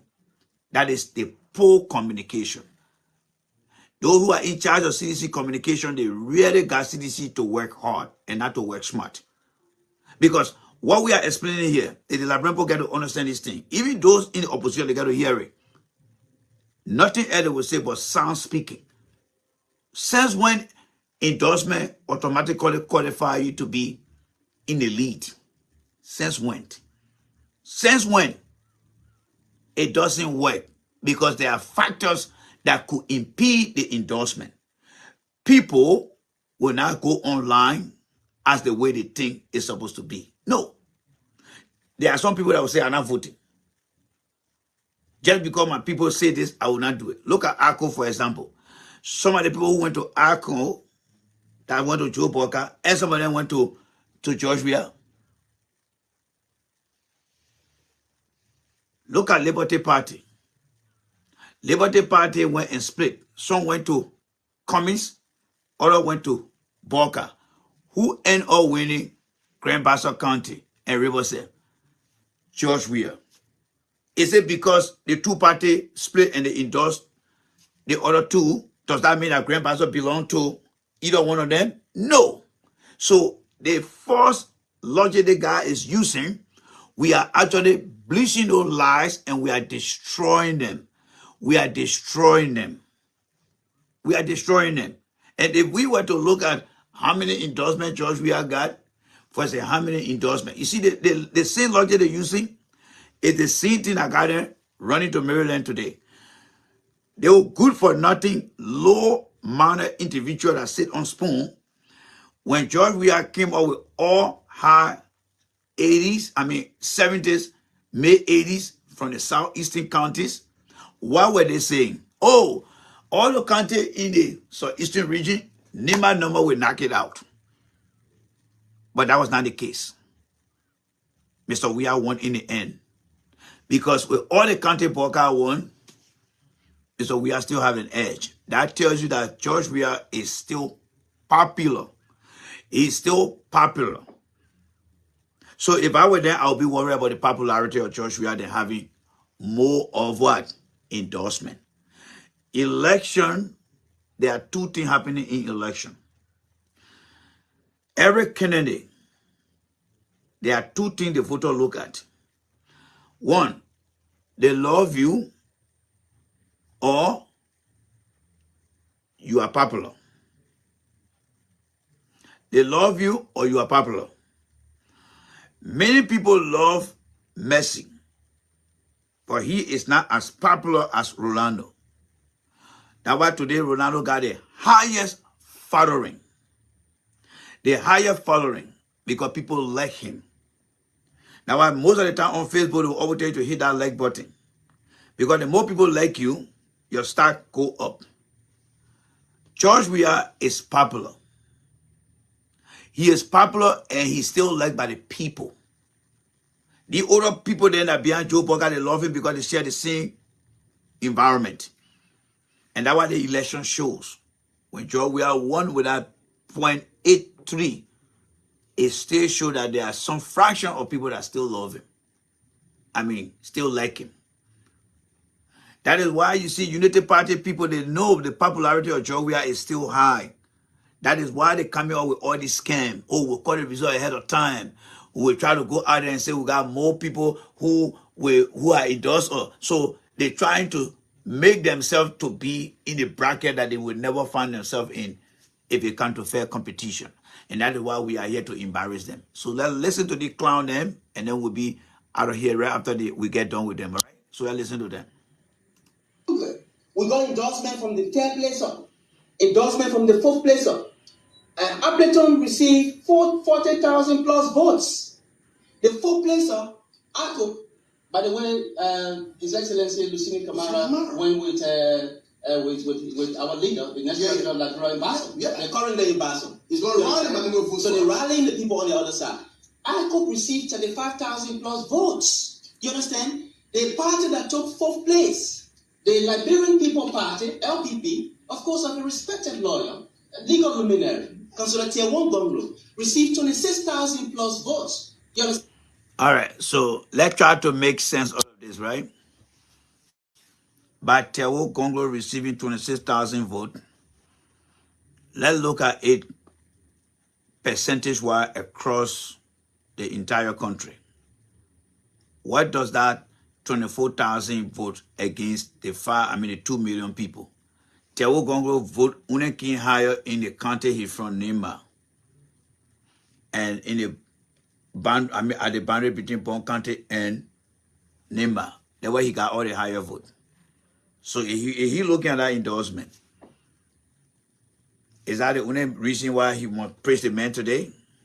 Come on, guys. Some of you guys have to think better here. Is that the only reason?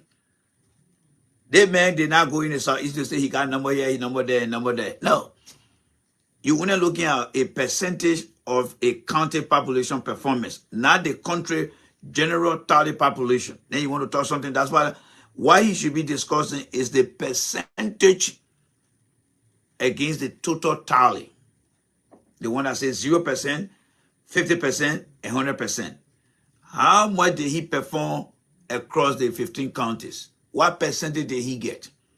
When you look at it from percentage, that means that the percentage is against all the number he got in the entire county that were equivalent to that. And that's why people are saying only they did not get over 3%. All the political parties did not get over 3%.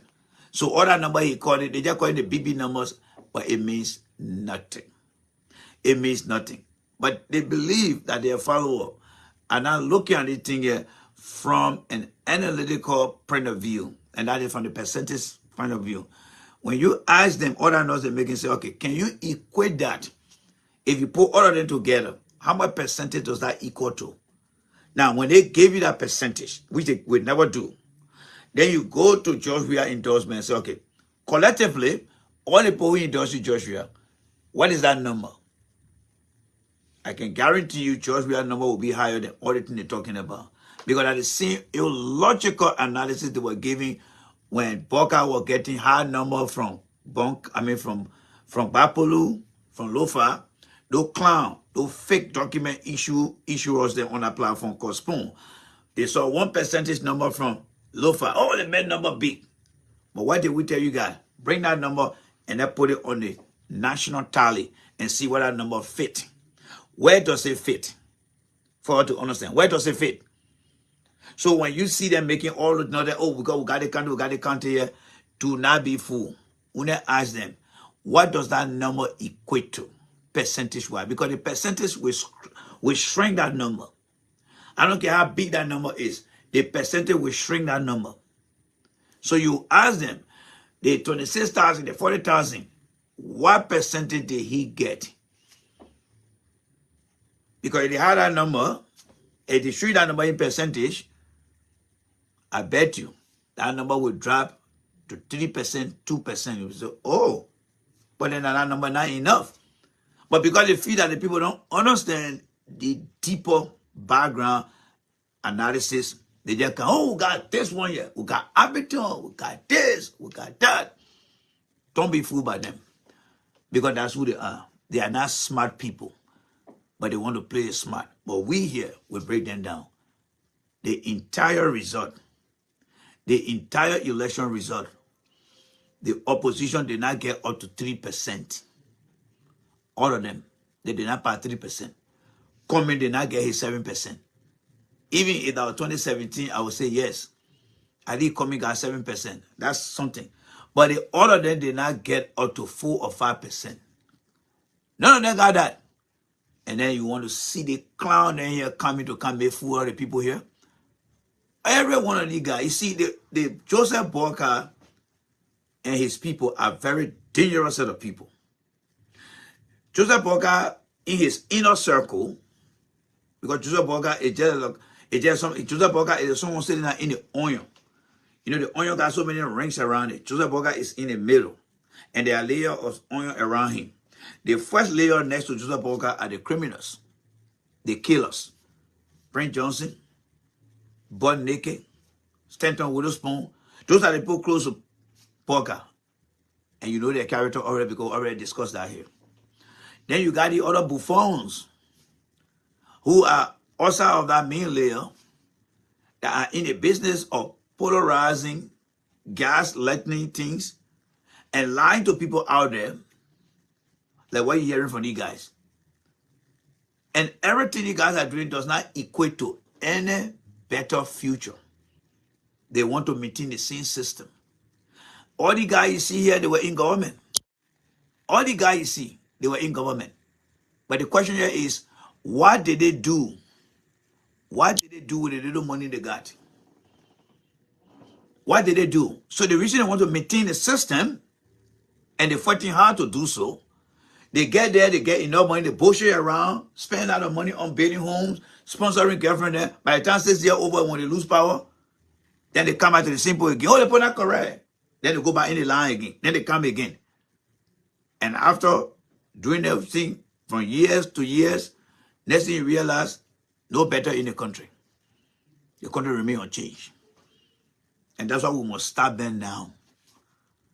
Look at God as Senator Balu. 9 years. And he's still hustling for a job. We did a math here. And I think when you help us that day to do the math, these guys were getting 12 to 15,000. And Ellen paid them exorbitantly. You listen to Prince Johnson. How they were paying them good money. But what did they do with that money? Especially this Balu guy. He was on all the committee. What did he do with his money? Not a single chicken hut he built in Maryland. But look at what Thomas Fala doing. Look at what Sir Joseph doing. And including the Prince Johnson men that we disagree with today. Look what he had done in Nima County. And when you look at somebody like Senator Balu, want to talk about a refurbished X-ray machine. The people should just take that kind of machine and go through no equipment qualification process. And when they're taking just rush in the hospital like that.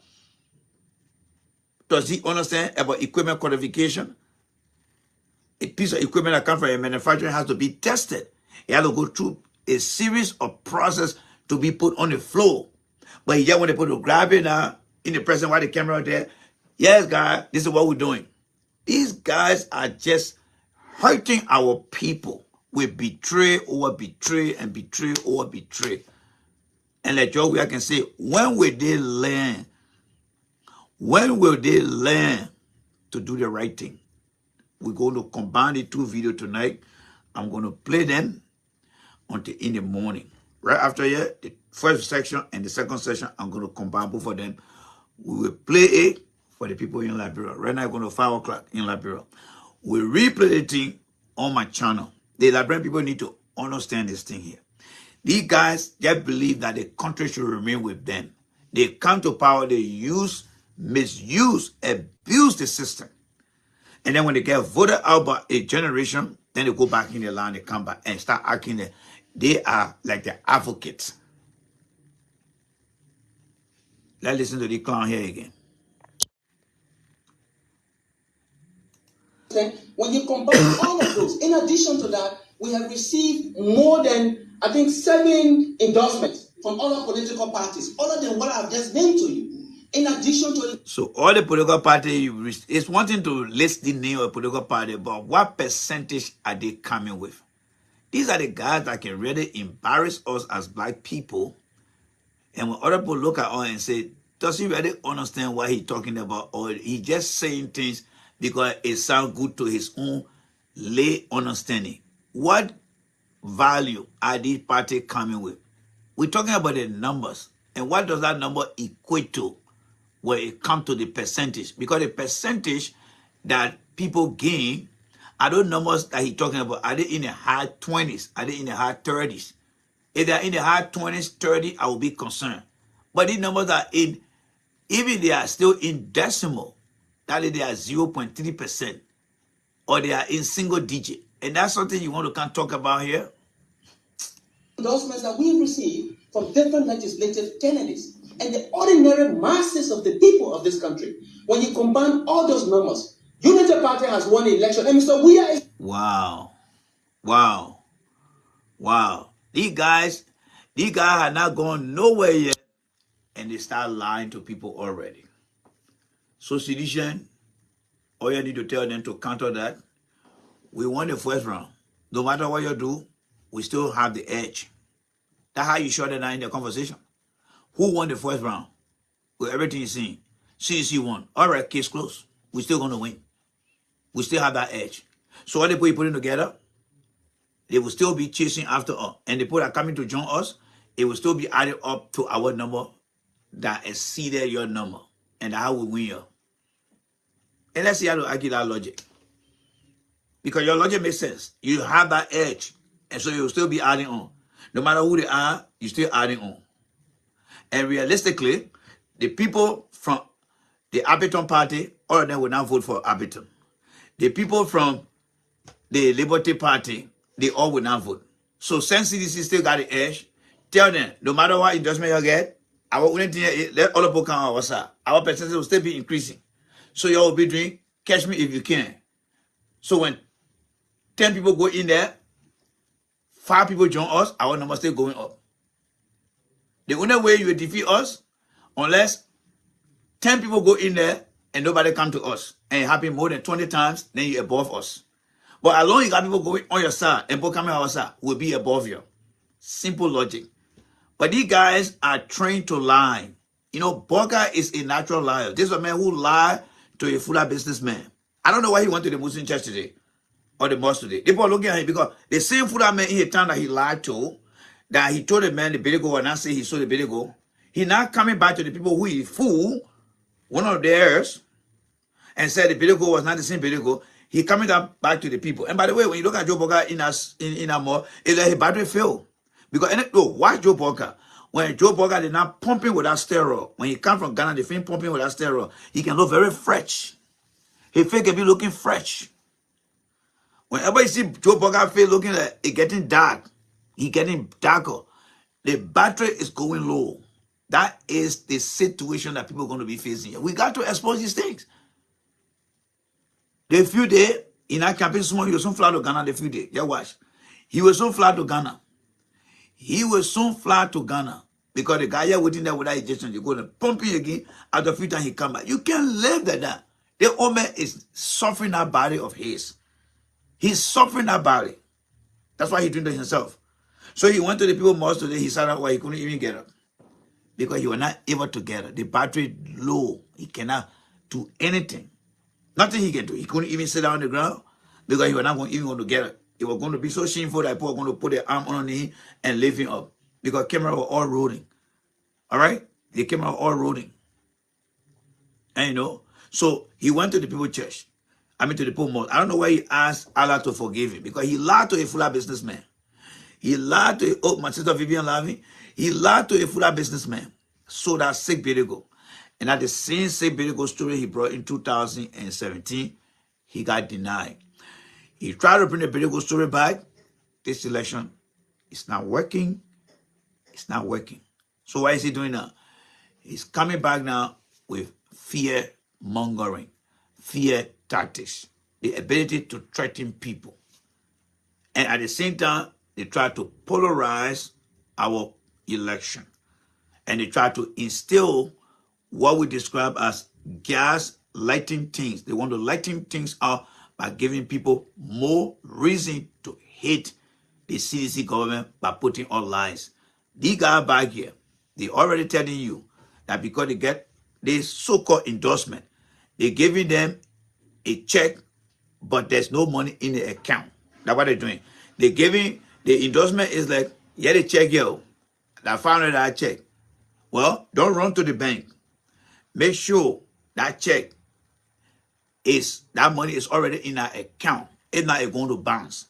So they're giving them a check that they are not sure whether when they go cash it, the money already available. So that when the guy looking at it and say, but we got check. So what we can do now? Oh, we can go buy furniture, we can go buy a car, we can go buy this. And we saying, my man, hold on.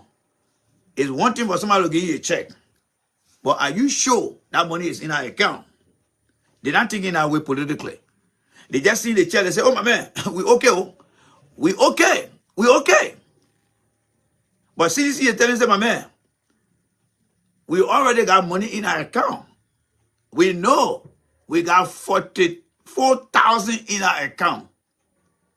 So whoever get all any money, we got 44,000 and change in our account. Or 43,000 and change in our account. So anybody that give us anything, we want to make sure that it is indeed, we can go cash that check because we got money in our account. They're not doing it in their analysis. They are looking at a check with money on it. But they're not seeing that this is a blank, this is an invalid check. You know, that's when in the mail in America, when you get the mail, they send something to you, they send something to you like a check. Then you see the watermark on it say, this is an invalid check. They're not seeing that invalid, they're just happy to run away like that. And that's the false narrative they're giving to people. And then when they go catch it, bounce by, they say, oh, the people cheated, the people cheated. That's their plan, and we'll try to expose it here. All right? So let's finish up quick here, and then we'll call it a night. All right? And be out of here. In fact, I'll call it a day because we're already in the morning now. So let's listen here. He's aware of that the people of this country have already rejected him. But the biggest machination. So where the rejection coming from? You see how they're using reverse psychology? If Unity Party had won the first round, then he has right to say that. But who won the first round? George Weah. So when he said the people rejected him, does that make sense? This is the guy who caused us eating the public money, right? And isn't he justifying it right now that he eating the public money and not even making sense here? How will George Weah win the first round and people rejected him, man? What sense does that make? Look, guys, let's just close the here, man. I don't want to give guys any kind of relevance. These guys are very, very insignificant. They are nothing. By the way, you see my man Bladu? Bladu doesn't say nothing here. Look at Bladu here. Bladu is saying nothing because Bladu know that he a parent, he can feel it. But what the guy talking, he can't feel it. So that's why my man Bladu here there watching, he see anything about it. My man Bladu here there say, they think the guy talking, I'm not too sure. So I'm not going to talk too much here. Because my man Bladu know when you put in, you're paying a fee 18. But he said the thing they got talking and making no sense. You know what I love about man Bladu? Bladu is very calculative. And you know, Bladu is very, very calculative in his own ways. You gotta remember, Bladu is a guy who put in your pen and take out your thing, so he know the thing already there, so he can even feel it. He know it already there. So that's why he over there, he not seeing any yellow looking like a yeah, metro own there.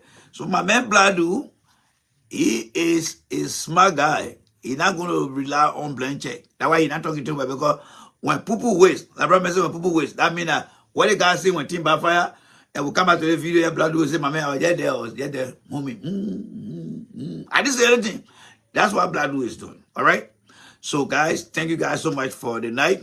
We want to appreciate you guys for joining us here. Tomorrow, I don't think I will be available. All right. Yes, tomorrow I will not be available until the evening time because I have very important obligation. So we decided to spend much time with each other. Tomorrow morning, I won't be available to carry out any broadcast. All right. And then in the coming days, on the day of the election and the day after the election, I will not be live with you guys in the morning hour. Why? Because the year is coming to an end. We are getting a lot of obligation on our agenda at work. So next week, Tuesday and Wednesday, I will not be live in the morning time. But I know we'll do the work. We'll do the work on Monday. We'll do the work tomorrow or today. We'll do it. Yes. Good night, Mama. See you, okay? All right. You're not lemon. Secretly, I can call my daughter now. I can call her Mama. All right. Mama, you don't hear from me. All right. So my son laughing all day. All right. So we'll do it today, Saturday. We'll do it Sunday. We'll do Monday. And then, of course, on the day of the election and the day after the election, I think it was just God fate that we planned it that way. All right? So join us later today. We'll be on it. All right? And that is this afternoon. All right? In the last minute time of the afternoon, we'll be back here. So enjoy this year, and then we'll be able to do more. But we'll download the two videos, the first session, the second session. We'll blend them together, and then we'll play them for you guys so that the folks in Liberia is after 5:05, and then, of course, let them get to hear the message. All right? Until then, don't give up. Keep on pushing. Keep calling your people. We got to wrap this thing up.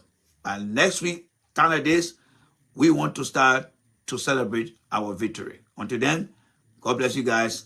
Good morning. Good afternoon. Henry Yango, enjoy your day. For us here, we got to go sleep now. Good night to everyone. And good morning to you, Henry Yango. Bye.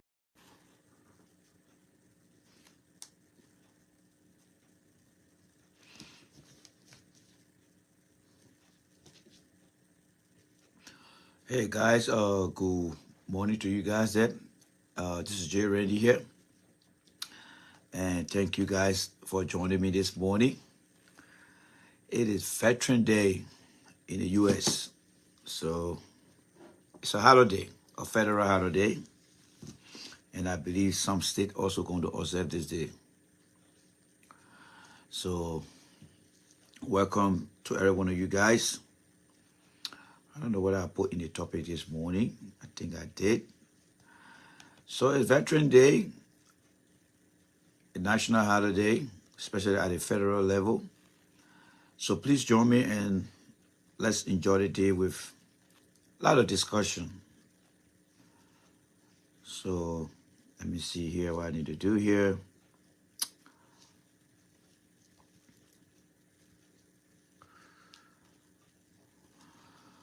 All right, let's see here. Let me take the tape in my ear. Seems like most of you guys are home today. Yes. I'm doing great, Jen Papi. I'm doing great, and thanks for asking. Oh, Paya is also here too. Paya, good morning to you down there. All right, good morning to you there, Paya. Oh, William is also here. William is here. But just so you guys know, My man William is a very nice guy, and we always got to appreciate every one of you guys for what you do here, because we are looking forward to. Oh, you're getting ready for work. Okay. Hope you enjoy your day, William. I hope you enjoy your day at work. If you missed out this morning, we'll be back here this evening. So don't sweat it. All right. We also have the technology where you can also go and rewatch the show as well too. So no biggie about that. Just make sure you take care of what you need to take care of first, and then worry about the rest later. Yes, because your job comes first, your family comes first, which is very key. Yeah, so let me just say this to every one of you guys. Let me turn this thing off here. Let me turn this thing up here. So yes, today we are here to discuss about Joseph Boyka and the people who are behind Joseph Boyka. Good morning there, Sis Ruth. This election is going to show every one of us, the people who are in the interest of your grandchildren and your children, and the people who are in their own interest. And there is no other way to see those things than looking at your fellow Liberians who are on Facebook and even on the ground. They are willing, they are ready, and they don't care about who supports Joe Boyka, because their hatred for George Weah is so strong. And, you know, thank you very much, Sis Nina, for the sacrifice you are making, taking your time to come and watch us here. All right? They don't care. They don't, it doesn't, matter them at all. And, for them to support a man that is bringing people back to the country, who destroy the country. That's why it is. So they don't really care. Those Liberians that live in America here, that has seen what Prince Johnson has done, that see what Boy Nickey has done, and even that see what the other criminal in this country has done to Liberia, and the shame that he had brought not just to Liberians, but to our race as black people. None of those things is a concern to your fellow Liberian who support Joe Boyka. They don't care. One, because they are not educated to understand things. Two, they are filled with hatred for George Weah and his government. And three, most of them do not live in the country. They don't care. So Liberians, they have shown to us that as long they don't live in the country, as long the person that is in power, they don't care. Whoever join, that's who they are. And if you ever wonder that, ask yourself why the country is not going anywhere. Well, because the attitude of us. Every country you see making progress is because the people in our country, they have decided to put things that are wrong on the side and work together, identifying things that work for everyone and not things that work for few. And that's why I keep saying from time to time that I don't think Liberia is going to be a better country anytime soon. All the generation that have come before 2013, every one of them got to die out.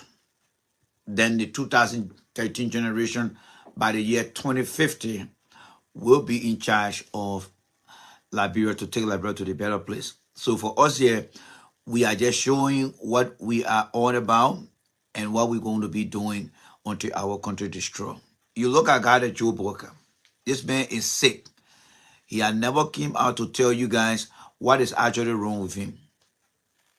He's not telling you guys. The people around him, they are not telling you either. Had it not been for the Costa guy coming out and telling you guys, you think you will know? No. Joseph Boyka and his supporter, they don't give a damn about that country. And as far as their supporters goes, Go on Facebook and see. Joseph Boyka supporters are the worst aggressive people you can ever find on Facebook. Yes, a supporter. They are the worst and aggressive people you can find on Facebook. They got no training, whether it's from the party discipline or from their upbringing. They got none of those things. And that includes both the female and the male. And you think they're going to have any kind of leadership in that country? Absolutely not. Because the behavior they are showing to you on Facebook, you find grown women, grown men that show no respect at all. They take the politics so personally that they even want to harm you all because you're expressing yourself. This man they call Boyka is a very, very dangerous person. Very, very dangerous person. The reason why the man have been so very unsuccessful is because of the evil way he has in him. Yes, it's because of the evil way he got in him.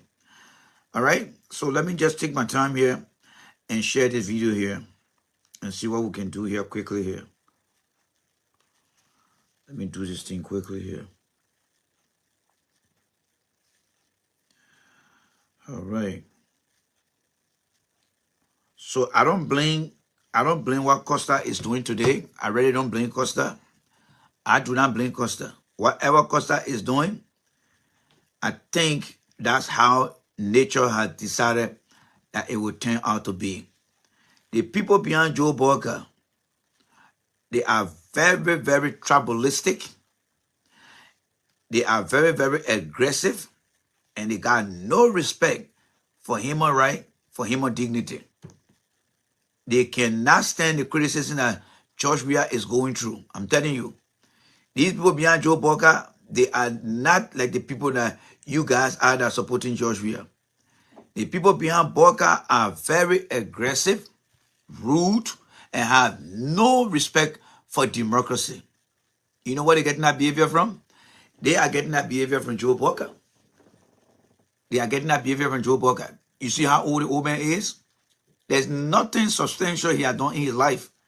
Nothing Joe Boyka has done in his life for anybody to be proud of. Absolutely nothing.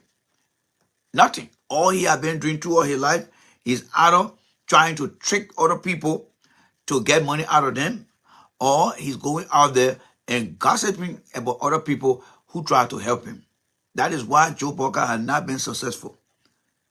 What successful story has he told anybody so far? Nothing. Today he's angry, so it's like if it is not my way, there is no way. That's who Joe Boyka is. Characteristically, a man who said he got 45 years in public service, a man who claimed to serve our people, today is in the company of criminals. He's actually inviting criminals to come and be part of his party structure. Do you think that's somebody who's going to make the future better for your children? Don't listen to these Liberians that are in the diaspora. They are just a big example of people who are from Africa that don't have senses, but because the world got to embrace other people, they are here.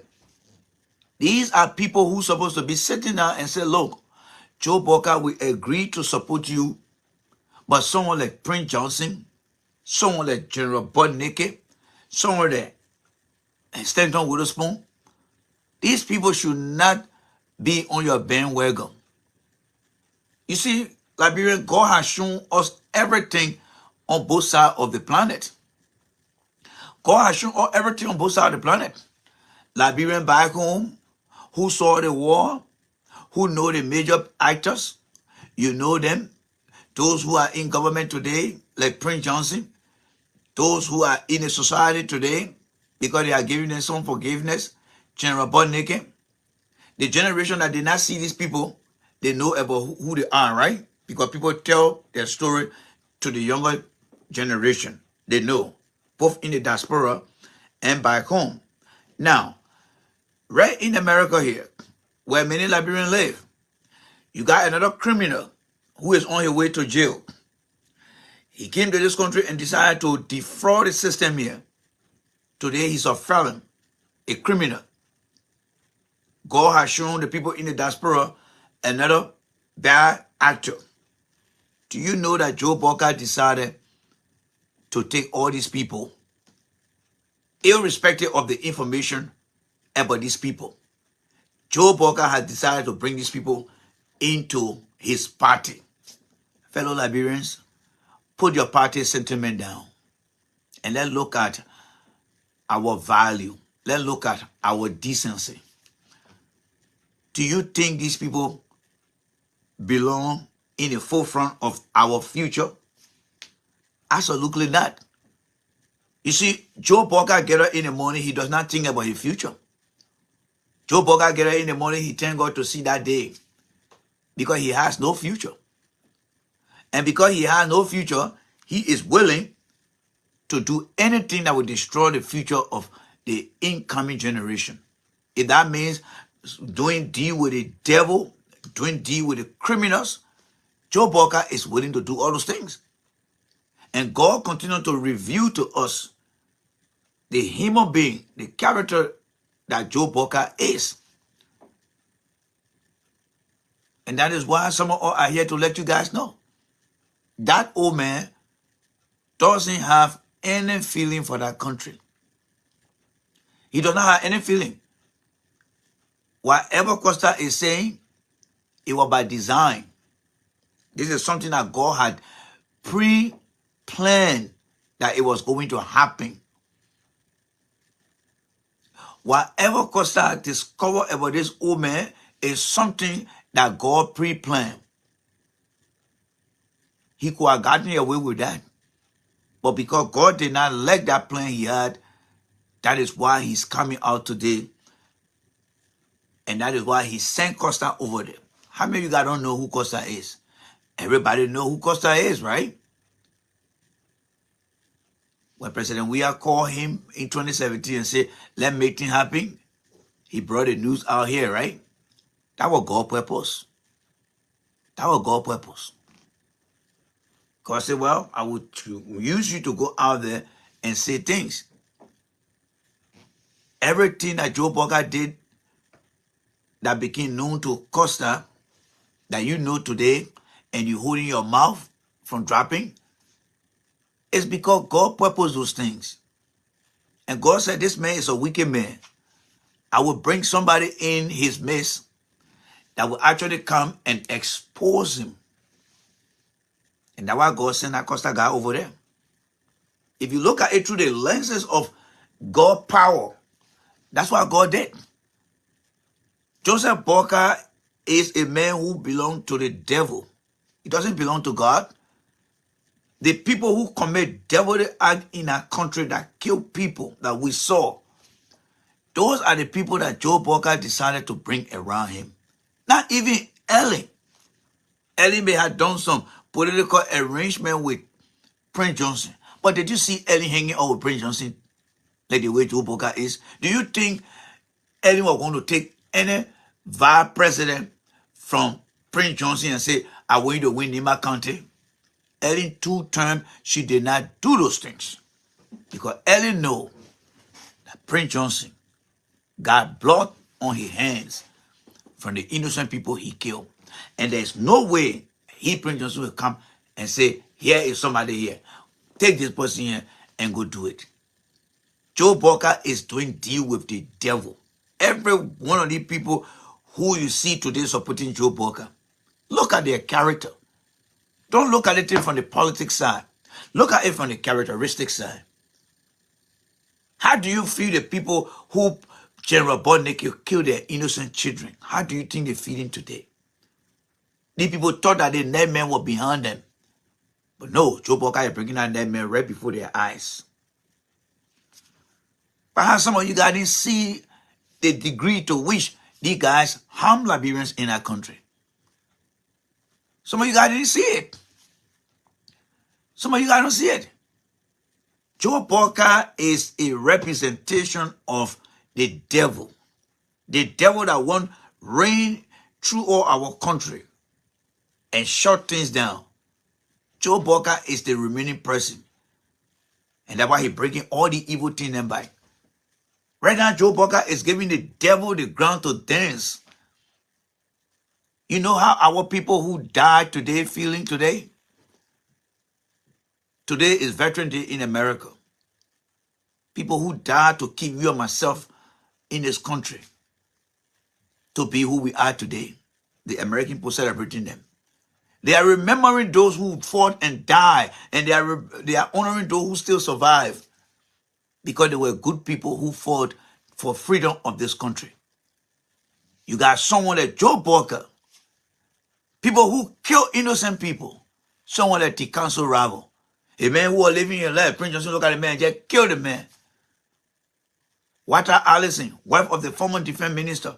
Prince Johnson look at the woman, ask the woman, oh, give me this, and went kill that woman. Then you got General Butt Naked telling you that, oh, he used to go from one place, go all the way on there and kill other people and come back. And that the people Joe Boca bringing around him today, and some of the people in America here, they passing around here. We agree. They don't even understand what they're getting into. They don't even know the curse they're putting on the country. They don't even know. They don't even know the curse. You're looking at God. God is telling you, don't take this man here. Don't take this man. Look at the kind of people. I'm showing you evidence. God is showing us evidence. You got another criminal in this country here that he did things that you in America will not do or in any country will not do. And again, Satan brought him to Joe Boca. Yeah, Joe, yes, another man here. Because of desperation, Joe Boca has de-evaluated himself. That's the kind of people you're dealing with in our country. That's the kind of people you're dealing with in our country, folks. That's the kind of people you're dealing with in our country. This is the very first time that I have ever seen in any political history of our country where a man did not join your party and brought in a vice presidential candidate for you. Winston Tubman came and he merged with CDC, right? And that's how Winston Tubman became the presidential front runner, and Joe Weah went number 2, right? Joe Boca brought Edis Cummings, Nobly Kanga together. He did not pick Nobly Kanga who stuck with him. You see how wicked that woman is? But Prince Johnson, who is far away, he took somebody, he didn't even care for the understanding they had in the CPP, how to select a vice presidential candidate. He ran straight to Joe Boca's place and took it. Do you think that is a political process? No. That is more demonic in itself. That is more demonic in itself. Joe Boca appreciates demonic things than appreciating or how do you call it, godly things and any standard of protocol. Follow me here, guys. Stick with me here. Tell me in the history of our politics, which political party never got into an arrangement and will just take a vice presidential candidate from us and accept it? Where? As far as I'm concerned, our political arrangement, everybody go in the first round selecting their vice presidential candidate and the front runner candidate from each party. Then they go into the first round of the election. Then what do they do next? The owners will rally or support. But for the first time, Joe Boca did something that was very unusual. Unusual. He did unusual things. All right? Things that were never usual. The usual way is every political party will look within themselves and it will select their vice presidential running mate along with the presidential running mate, right? And then they will go to the election. And then after that, when whoever comes out to be the first and second, then the two parties will go out there now and start writing or support. Joe Boca did not do that. Joe Boca completely disrespected Nobly Kanga. And Nobly Kanga too, she represented the low end of her life. The lowest end of her life because she greedy for power. She sold herself to the devil. The Liberty Party that I know, you think that would be Child Walker Bronsky who got into CPP, and then Boca will go take somebody from outside. May Charles Walker Brunski's soul rest in peace. He was never going to allow that bullshit to happen. Norbert Kanga was signatory to the CPP. Kwame was signatory to the CPP. ALP was signatory to the CPP. And of course, Unity Party, Joe Boca was signatory to the CPP, right?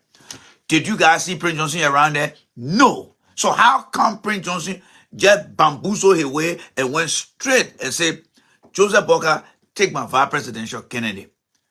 The man got no respect for anything he get into. And his people are not explaining it to the Liberian people. They are not explaining it to the Liberian people. So what does that tell you about getting in collaboration with a political party in Liberia? Nothing. Joe Weah did not just go to...